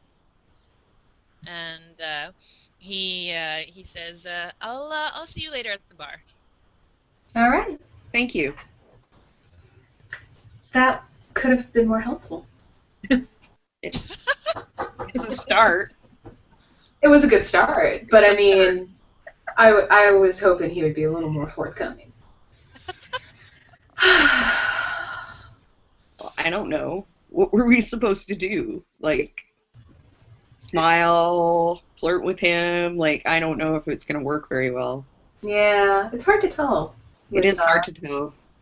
Whenever you're in like a creatures house and in the Why do you hang out here? I don't hang out here. Just out there. That makes even less sense. Well, sometimes people need things, and you want to be around to help them out. I need a drink, so let's go get chips. I could get you a drink without a chip. And I just follow her after. Just need to really want it. Okay. You are beelining it towards the two men with the cage. And Yes. You are following quickly after. You walk up to them. They have a group of people around them, and they seem to be telling some sort of story. And what do you do? Do you listen in on the story, or do you just like bust on in? I think I try to listen to the story and see if they mention a human boy. Okay, you listen into their story. They seem to be talking about traveling that they've done, but it's not normal traveling. And he kind of is concluding a story when you come up, and just says, "And that's how you know not to piss off a salamander on the Acmaical plane." And everyone just sort of starts laughing around him as if they completely know what he's talking about. Yeah, exactly. Like, "Oh, Lucius, you do jest," and he says, "I jest, my dear, I jest," and and they kind of turn towards you, and he says, "Oh, I apologize. It seems we have a new addition to our little group here." Hi, what's in that? And I point straight at the birdcage. He says, "Well, this is a wonder that we found on one of our many travels." Oh yeah, what is it? He says, "Eager, are we not, my girl?" Yes, absolutely. I'd like to know what's in that cage. He says, "Would the rest of you like to know what's in the cage? How about your friend over there?" I turn around to look at Kate. Kate says, well, after hearing that story of daring do, I'm excited beyond all measure to know what sort of creature you've brought back with you.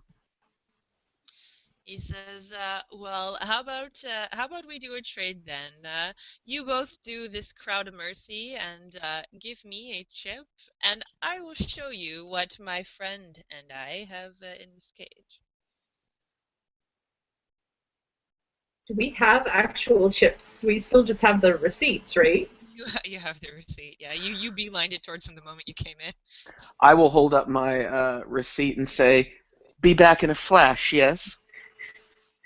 He says, "That will do, my girl. That will do." I lightly tap his nose and say, "Don't go anywhere, darling." Yeah, he says, my, this will be an interesting night for me."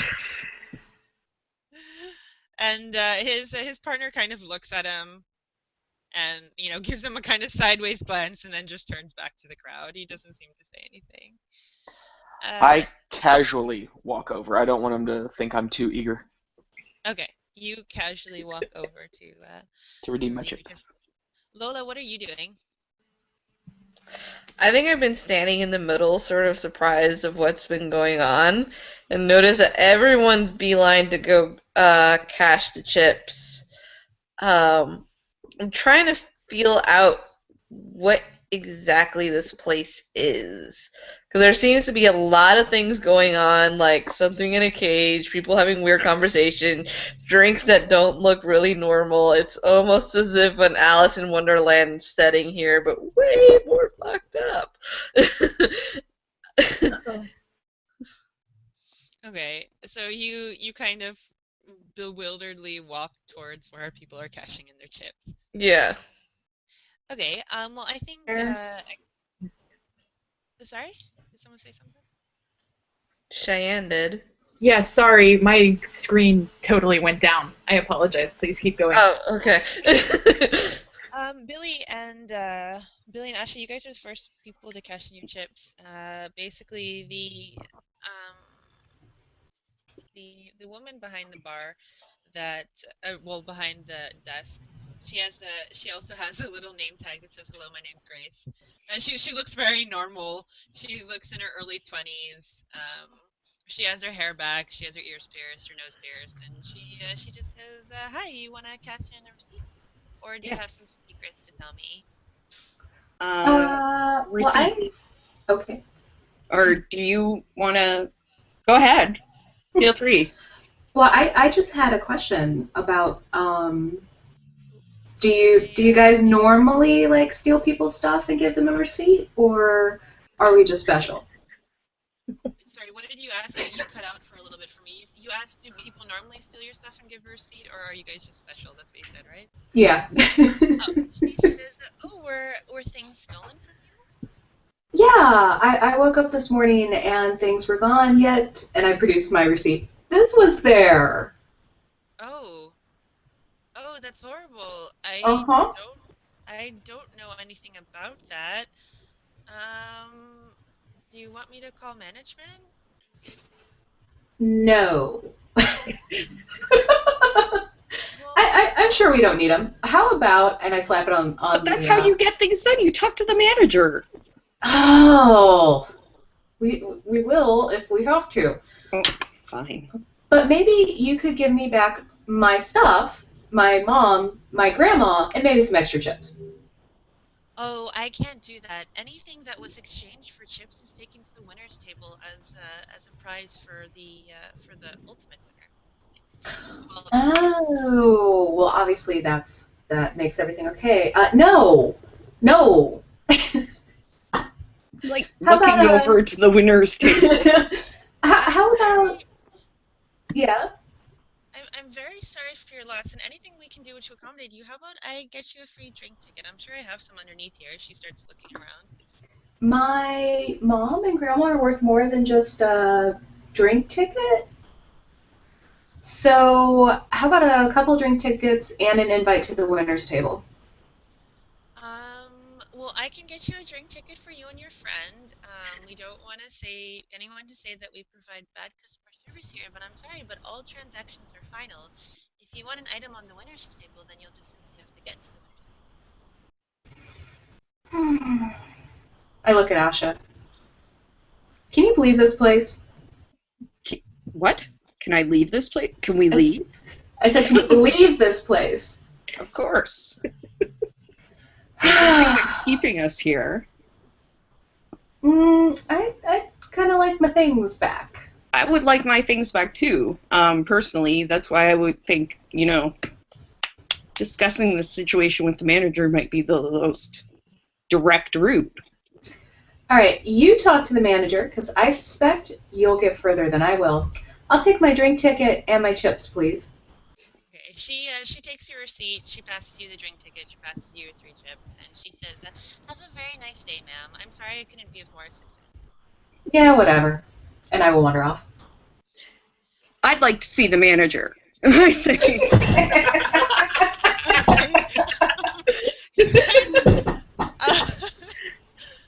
Lola and Kate, you walk up to this. As Asha is waiting for the manager to come. She's like, I'd like to see the manager right now. You would both, Mrs. If you would just both give me one moment, I just need to quickly call the manager. I apologize for the inconvenience. And she goes to basically behind the desk. You see her picking up a phone. And, she dials something. She's listening. And she says, "Oh yes, we have a lady down here who says that her items were taken without her knowledge, and she would like to speak to you." She listens. She listens. So I understand, sir, but it seems that she had no knowledge of the Washington room before this. She says, yes, ma'am, I understand that. No, no, sir, that won't be a problem. And she hangs up the phone, and she comes back to you, and she says, "I'm sorry, but all transactions are non-refundable." And I can't talk to anybody about this? Unfortunately, the management isn't available at this moment. That seems awfully convenient. I'm very sorry about that. They are indisposed at the moment, but why don't you enjoy one of our games, and who knows, maybe you'll make it to the winners table. All right, I'll trade in my thing. Okay. But as soon as the management is available, I would like to see them. Of course, ma'am. And she says, "Please enjoy your free drink ticket." And she passes that over to you. Thank you. Okay. And she turns to Lola and Kate. "How can I help you? How can I help the both of you?" Kate would say, yes, I received this chip receipt, though I don't believe I had anything taken. Is there a way I could find out the reasoning why I received this receipt? Well, none of the receipts are marked. Have you noticed anything missing? You're kind of fading a bit, Liz. Yeah. Oh, really? Yeah. Can you guys hear me better now? Yeah, that's much better. That's awesome. Sorry about that. She says, "Well, the receipts aren't marked, but can you remember anything that was taken? Do you remember anything missing?" She plays it cool and says, I can't recall. Maybe it was just compliments of the house, possibly. Oh, well, that never happens. It could be one of your memories. That's probably why you don't remember. Oh, how interesting. I don't see what value my memories would have. All memories have value, ma'am. How interesting. Could I have those chips, please? Of course. And she passes you 3 chips, and she says, "Please enjoy your time at the Washington room." Before I go, is there a way that I might buy back or win whatever it is that was taken from me? I'd just be very interested to know what it might be. And she says, "Well, of course, you first need to play the games down here at the base level, and if you are able to double your chips, then you'll be invited to the winners table, and there you can play for the items that have been given in for this day. So there should be everything. You'll not only get your memories back if that's indeed what was taken, but possibly other items that people have given in that are of value." Oh, so I could win the items that other people have lost. She says, "Of course, is the rules." How interesting. Thank you so much for your help. She says, "You have a very nice day, ma'am." And she walks past you, Lola, giving you a little smile. Uh, Oh, Lola, gosh. what do you do, Lola? I'm just shaking my head. Did I get my coins or was I managed to? Oh, she if you don't ask anything, she basically just gives you your coins and she says, "Have a very nice day." She's just stealing people from underneath our noses. Are you all right, ma'am? My friend has apparently lost her mother and grandmother. I've lost my cat only to receive 3 chips? This place is an insult. This this is a scam. She says, "Ma'am, please keep your voice down."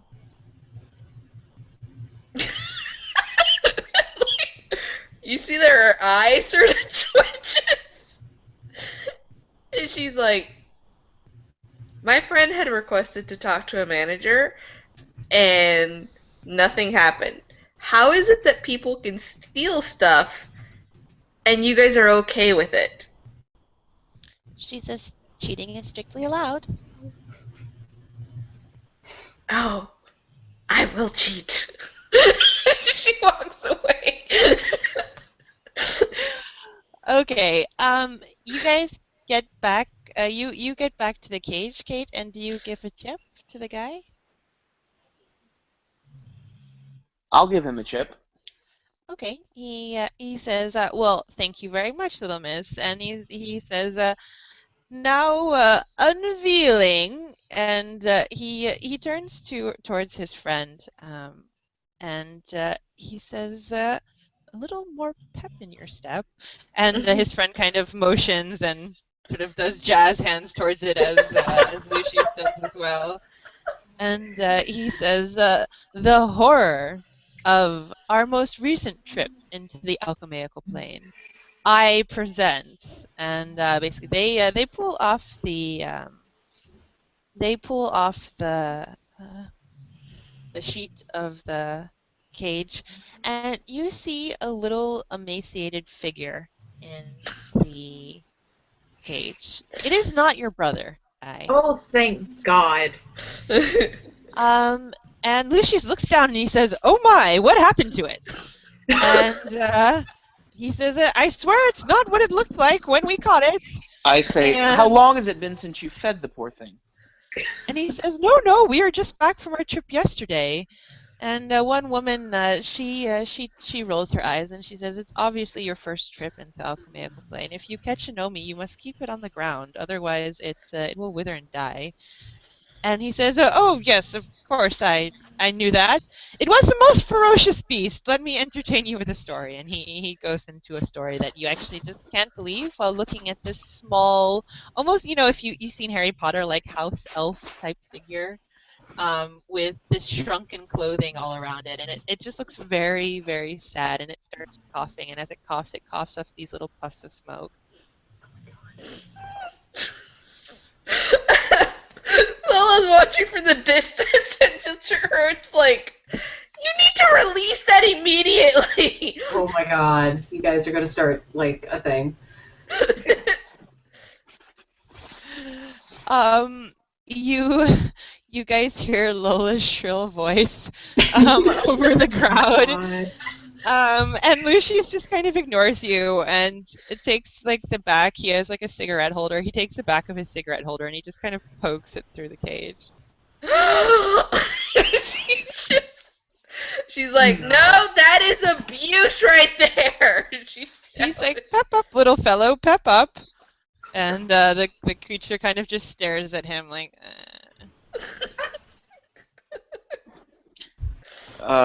Kate would say, "Oh, I'm sure it was a dreadful sight." Before now, of course. Back when you originally caught it. I'm new to the Washington room, and I was looking for a possible companion to show me around. Would you happen to be busy, He Lucius? says, "Well, of course, if that's what you wish, my lady.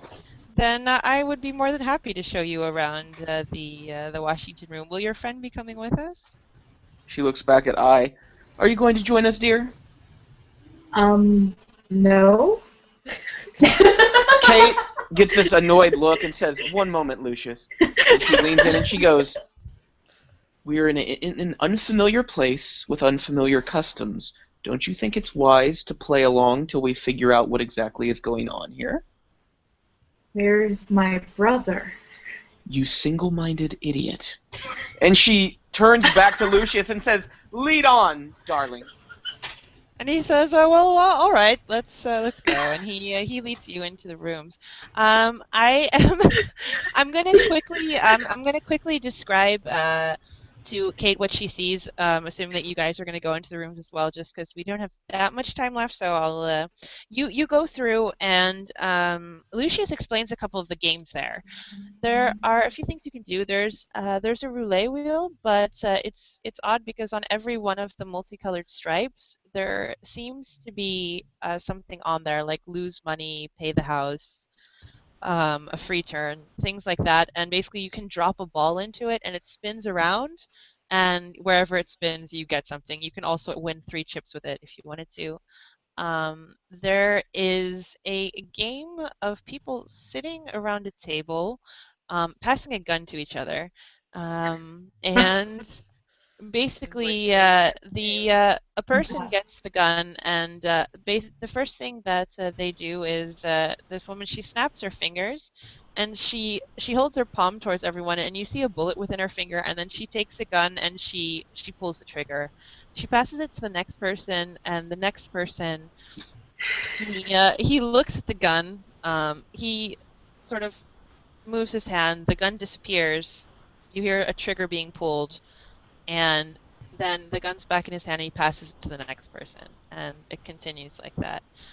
You see games of blackjack, which look like they're just games of blackjack, and you see someone telling fortunes.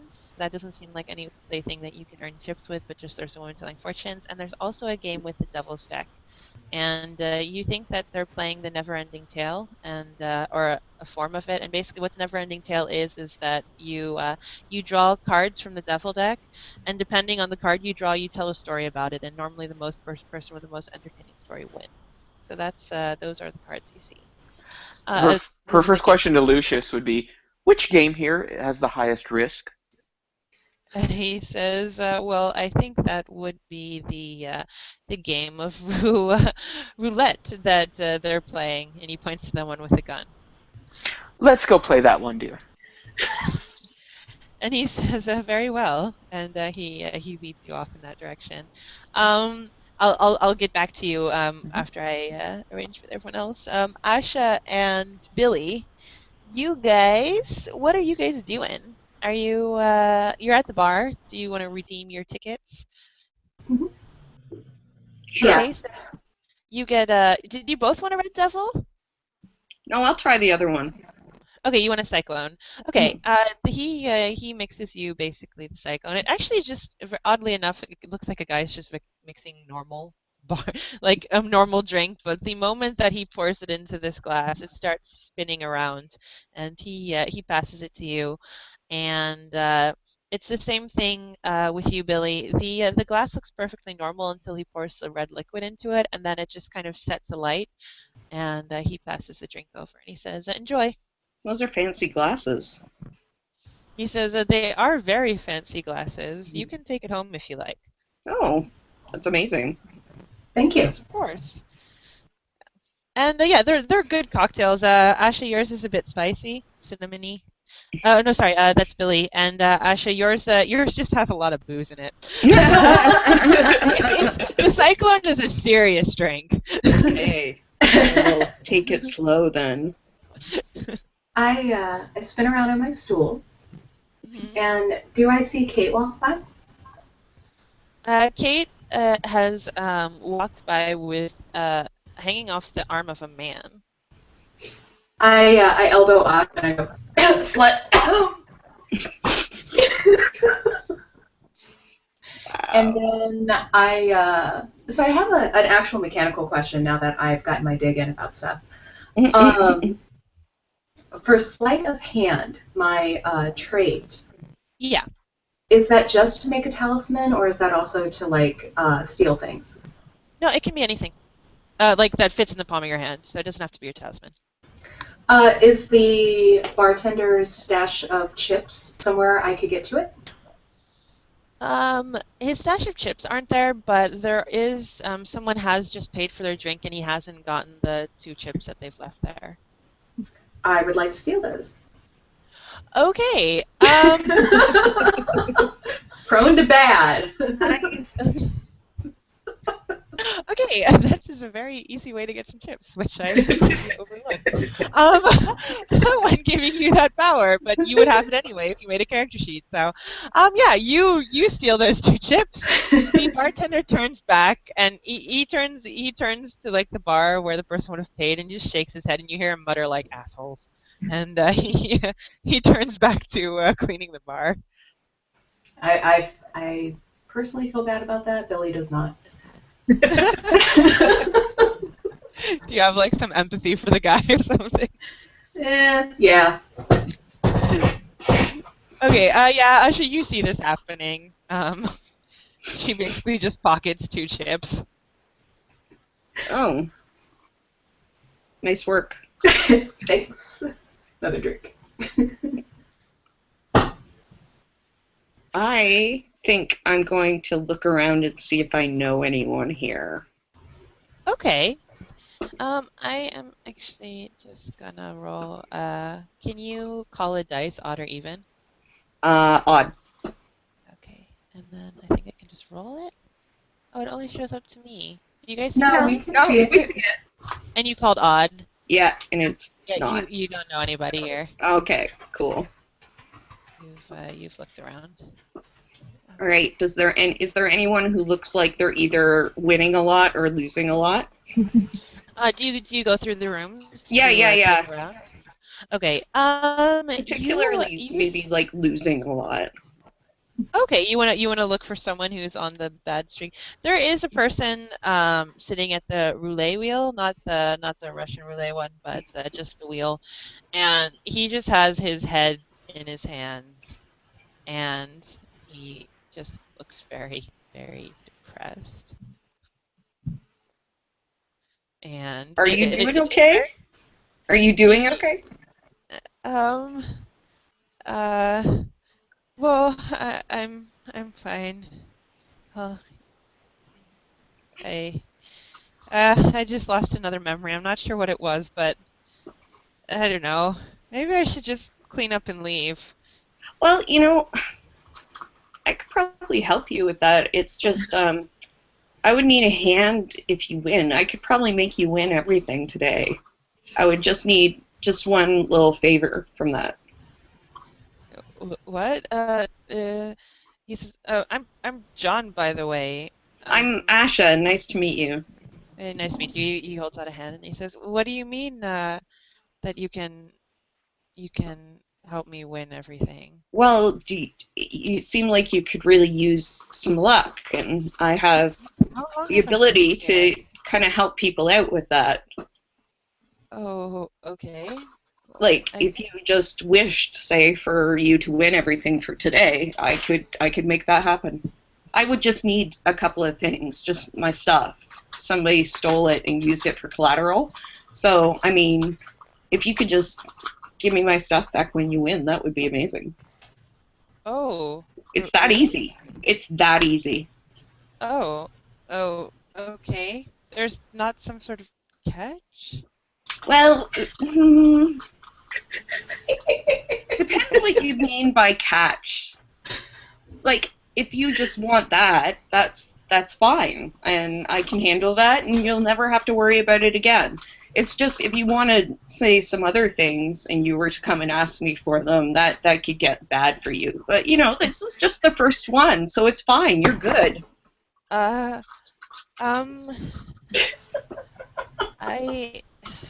want to win.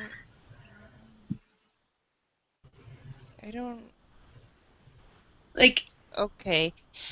Um, I can help I don't you. think It's he nods. He says, I do want to win. I just don't want to go to the winner's table. Maybe if I win, I give you my ticket to go there, and I keep all the chips. Why don't you want to go to the winner's table? Oh, I just want to stay down here. I need to stay down here. I don't know why, but I need to stay down here. Well, sure. That works for me. I wouldn't have to leave. No, you could stay here. If you don't want to leave, then you don't need to leave. If you wanted to never leave here again and win everything, that could happen too. Okay. How do I do that? Just tell me what you wish for Um, and think I about it. oh. He looks like he's mulling some stuff over. He says, I wish that I would play every. Oh, he says, oh no, I already ruined my wish. No, it's okay. You can go ahead. Until I give Okay. it to you, you haven't ruined anything. Okay. I wish that I would win every game that I played here at the Washington room. He looks very, but never have to go to the winner's table.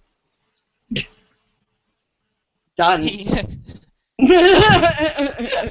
He he kind of looks at you and he says, "That's it." Well, I mean, it's not very fancy, but I'm sorry I can't really do some sort of transformation thing or sparkles or anything. But that's it. Seriously, like you go ahead. Do you need like a chip to start you off?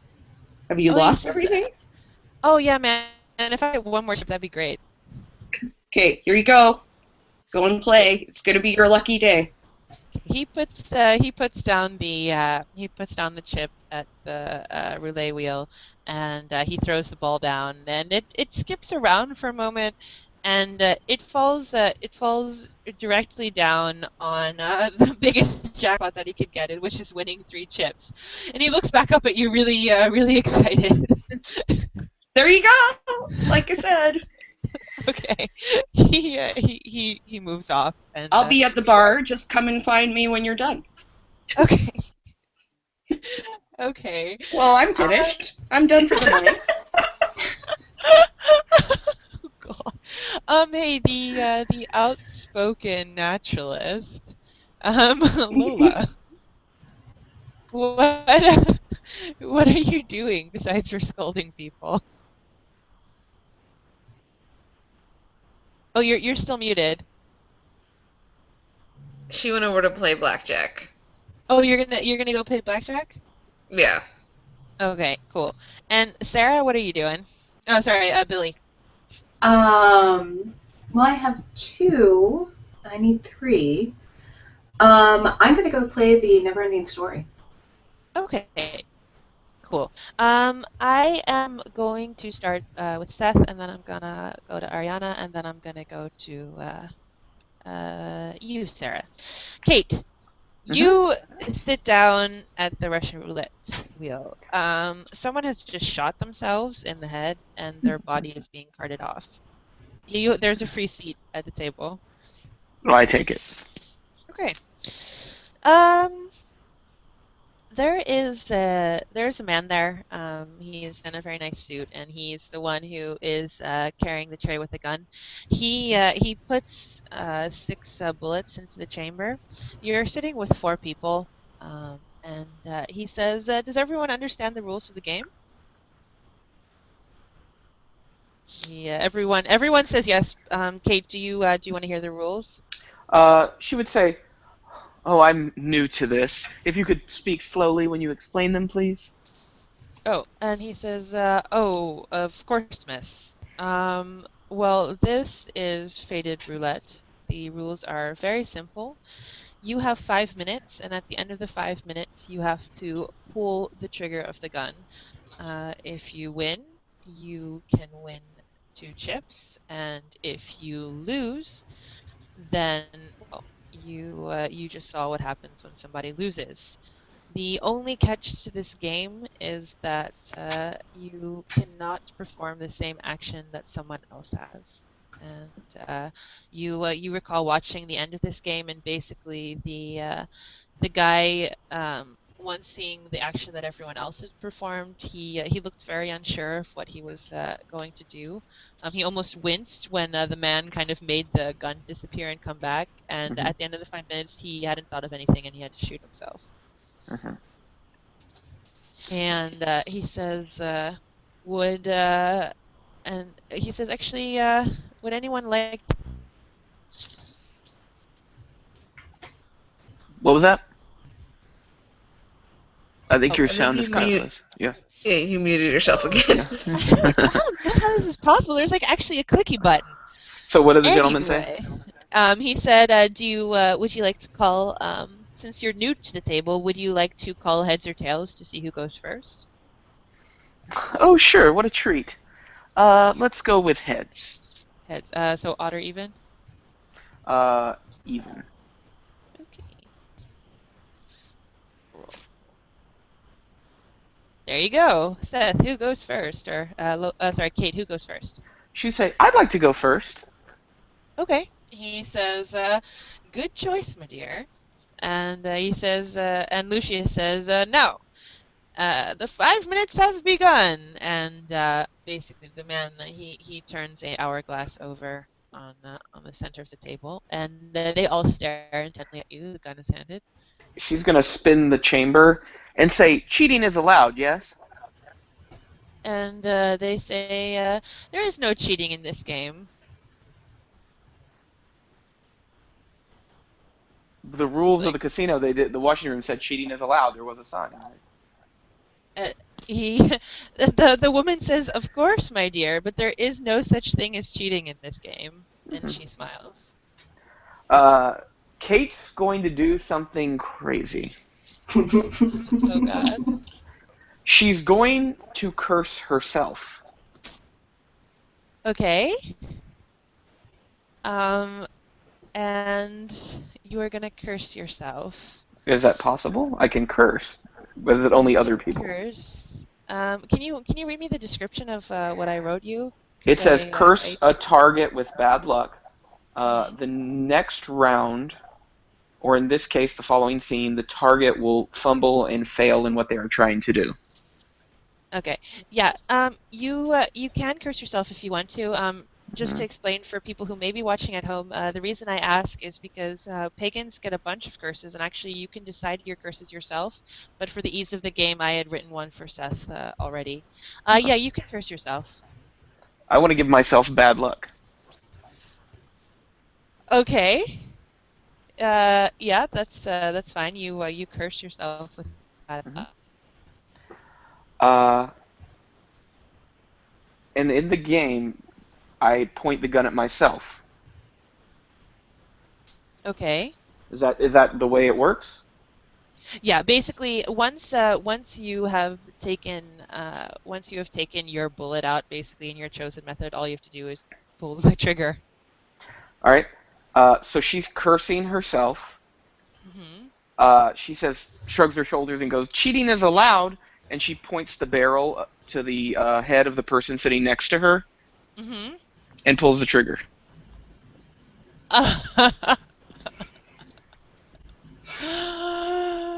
I wasn't expecting that. The guests looked very shocked. The man looks at you and he says, very well, next person. And they all kind of look silently at each other as he snaps his fingers and two people carry off the body. Um, the uh, the woman the woman after him, she actually just she's still quite shocked. He turns the new hourglass over for her, and she uh, she just opens up the I don't know what that's called in a gun. The The cylinder? the barrel The barrel. is She like is opens like up a the barrel. revolver. Yeah. Yeah, it's a revolver. She flips her bullet out. She closes the revolver and she pulls it. And the other guy who's left there, he turns to the woman and he says, "Could you please remove a bullet for me?" And she says, "Of course." And she goes and she flips out a bullet. He holds the gun. He holds the gun to his head and he pulls it. There is 3 bullets left because there's 1 person missing. So the gun gets back to you. To me? Yeah. And so you can't perform the same action that you or anyone else has done, right? Yeah. Okay.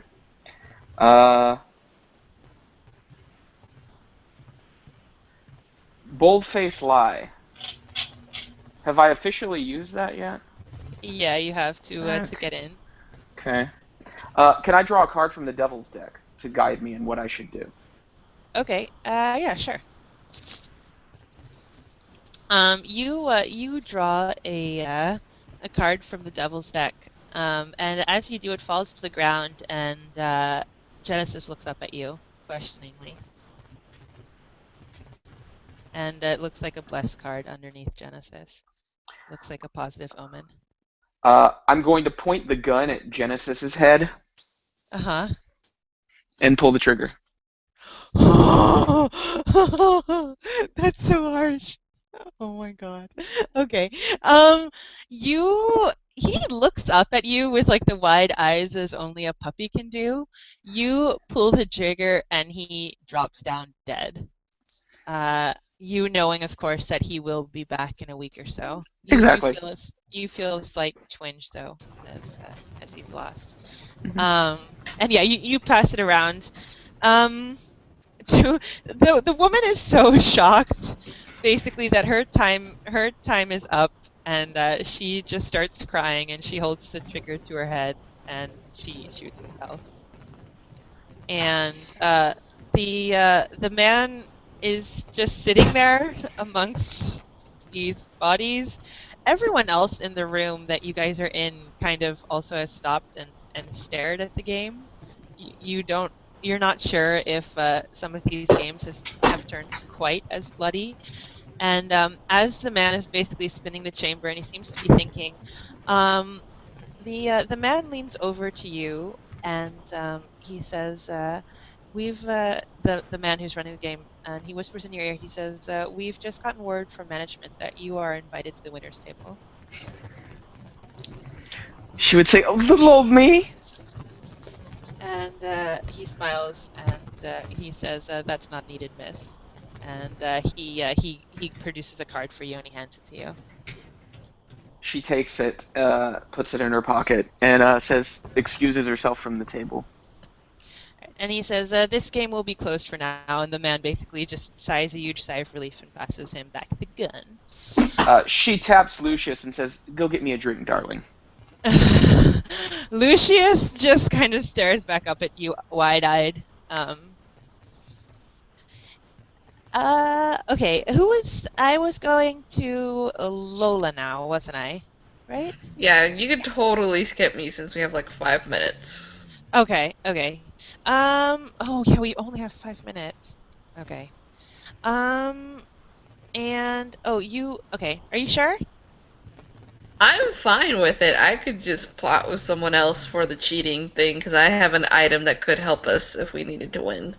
Okay, cool. Well, you can probably team up with Asha. Or no, yeah, Asha's the one. No, who pocketed 2 chips? Oh, Billy, but you're playing the Never-Ending Tale. Okay, shall we do that then? And then we'll. Well, maybe it's up to you. I wasn't sure what A was doing. Yeah, what are you? You're playing blackjack, right? No, we I was stopped playing after, blackjack. Yeah, we stopped after the cage. So. Oh, I'm so sorry. Okay. What would you like to do? I think she would just go looking for the winners table. She would look for a way to get upstairs.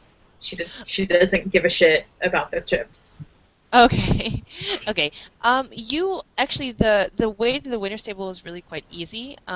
It's up the huge stairs in the foyer. Mhm. There is a red rope there, and it says winners only. Is there anyone at the rope? No. Then I would walk right over the rope and go into the winner's circle. Okay. You you walk right over the rope and you ascend the stairs, and when you look around, you realize that you're at the bottom of the stairs again. Okay.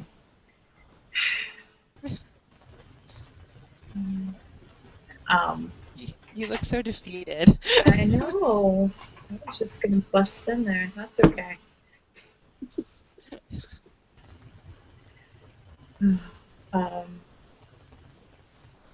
I would probably go look for other people now and be like, I know where it is. I know how to get up there, but I don't have the ticket. Does anybody? Do you want my chips? I'm like, I go up to. Are you still at the bar, Asha, or where are you? I went back to the bar, but I think Billy's been at the bar the whole time too. Okay. I would look around, and whoever is actually still at the bar, I would go up and be like, you know, we could pull our chips, right? I just need one.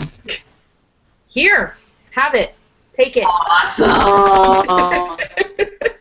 Go get in the winner's circle, because I guess that's the thing to do, because if you go up there without it, it doesn't do anything. I'm going to approach over and be like, Billy, if we're allowed to cheat, I do have an item. Yeah? It's a mirror that lets you hear the other person's thoughts. If I may borrow that. Can't you borrow it, Liz? Yeah. Oh, yeah. Of course. It's just an Yeah. artifact, so you can pass it around. Or Yeah. if we can get you to come with me.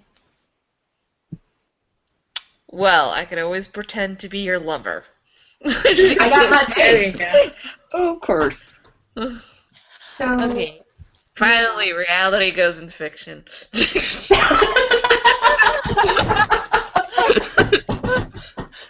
Oh, I feel like Ariana's been planning this all along. Secretly, Sarah, you finally. have to be worried. Okay. You guys want to use this basically to, I mean, cheat at one of the games. The mirror. You can do it at the Neverending Tale if you want and steal someone's story, for example. We can't do it at the winner's table? You could do it at the winner's table too, but you need chips to get to the winner's table. But how many chips do we need to get in the winner's table now? Each person needs 6. I still have 3 chips. I can give that to her. Okay, cool. That's the total of how many chips now? That is. Hey, Sarah, we can't hear you. Again. Yeah, you're a robot again. I don't know what is up with your sound. Google of us hate your guts. So I sound like funny. Cylon.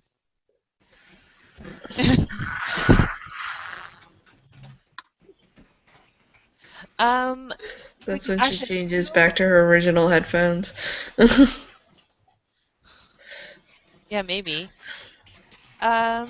Yeah, I'll just, if you guys tell me who you're gonna send to the circle, then you guys can pull your chips. Oh, I was thinking we're gonna send Billy, but I think, do we have to end the game right now, Sarah?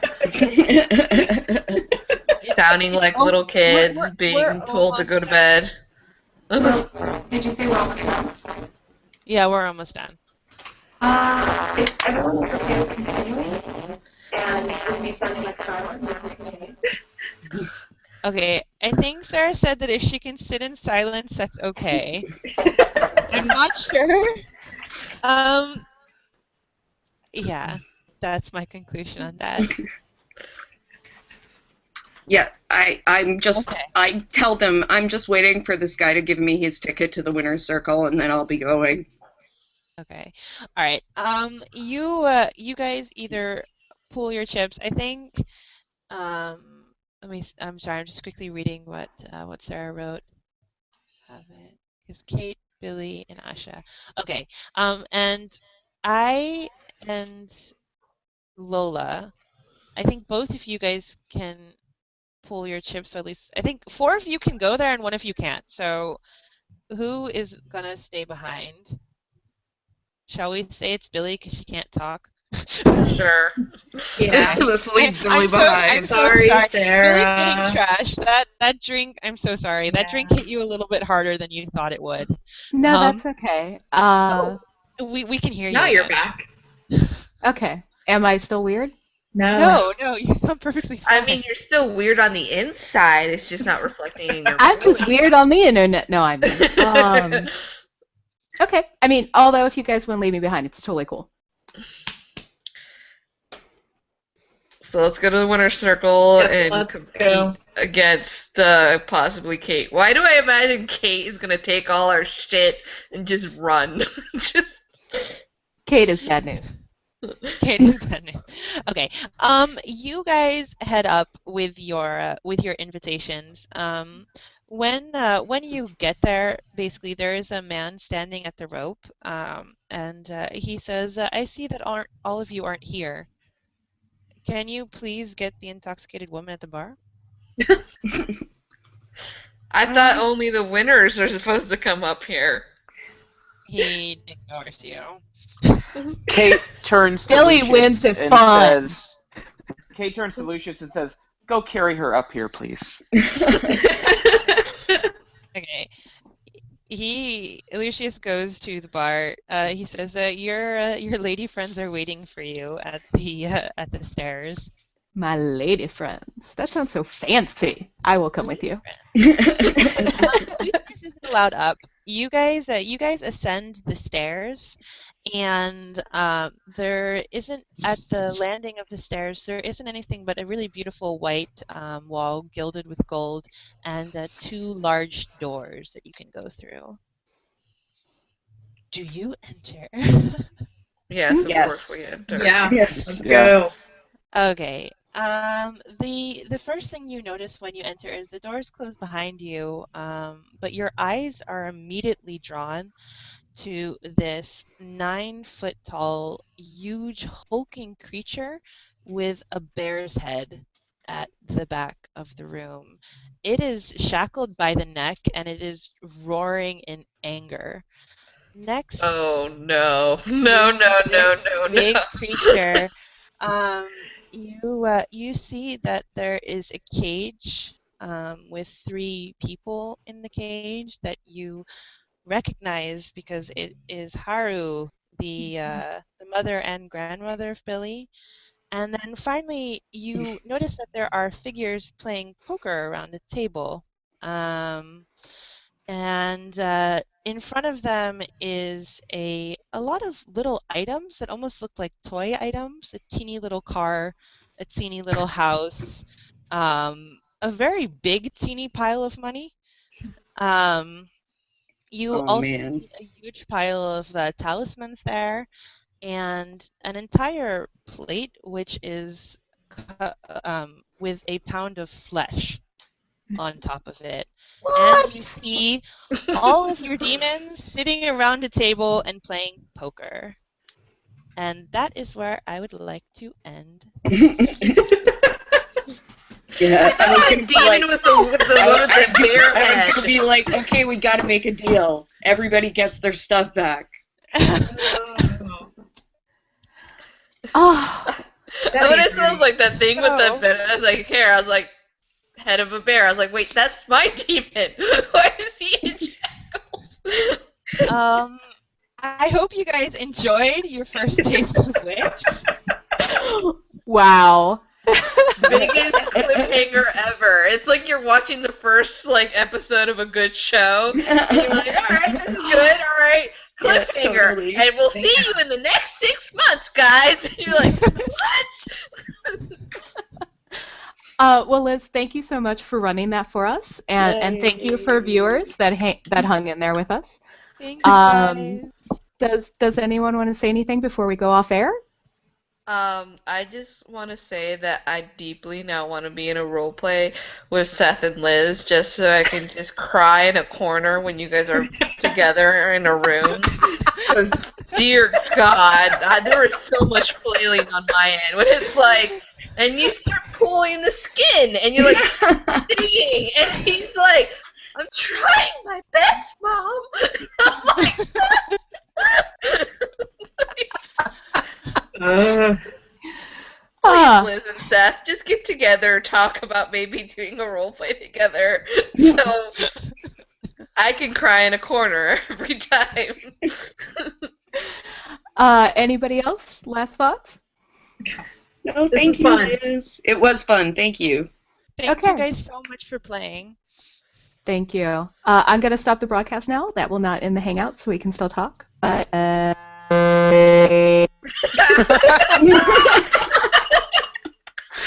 You totally broke up. So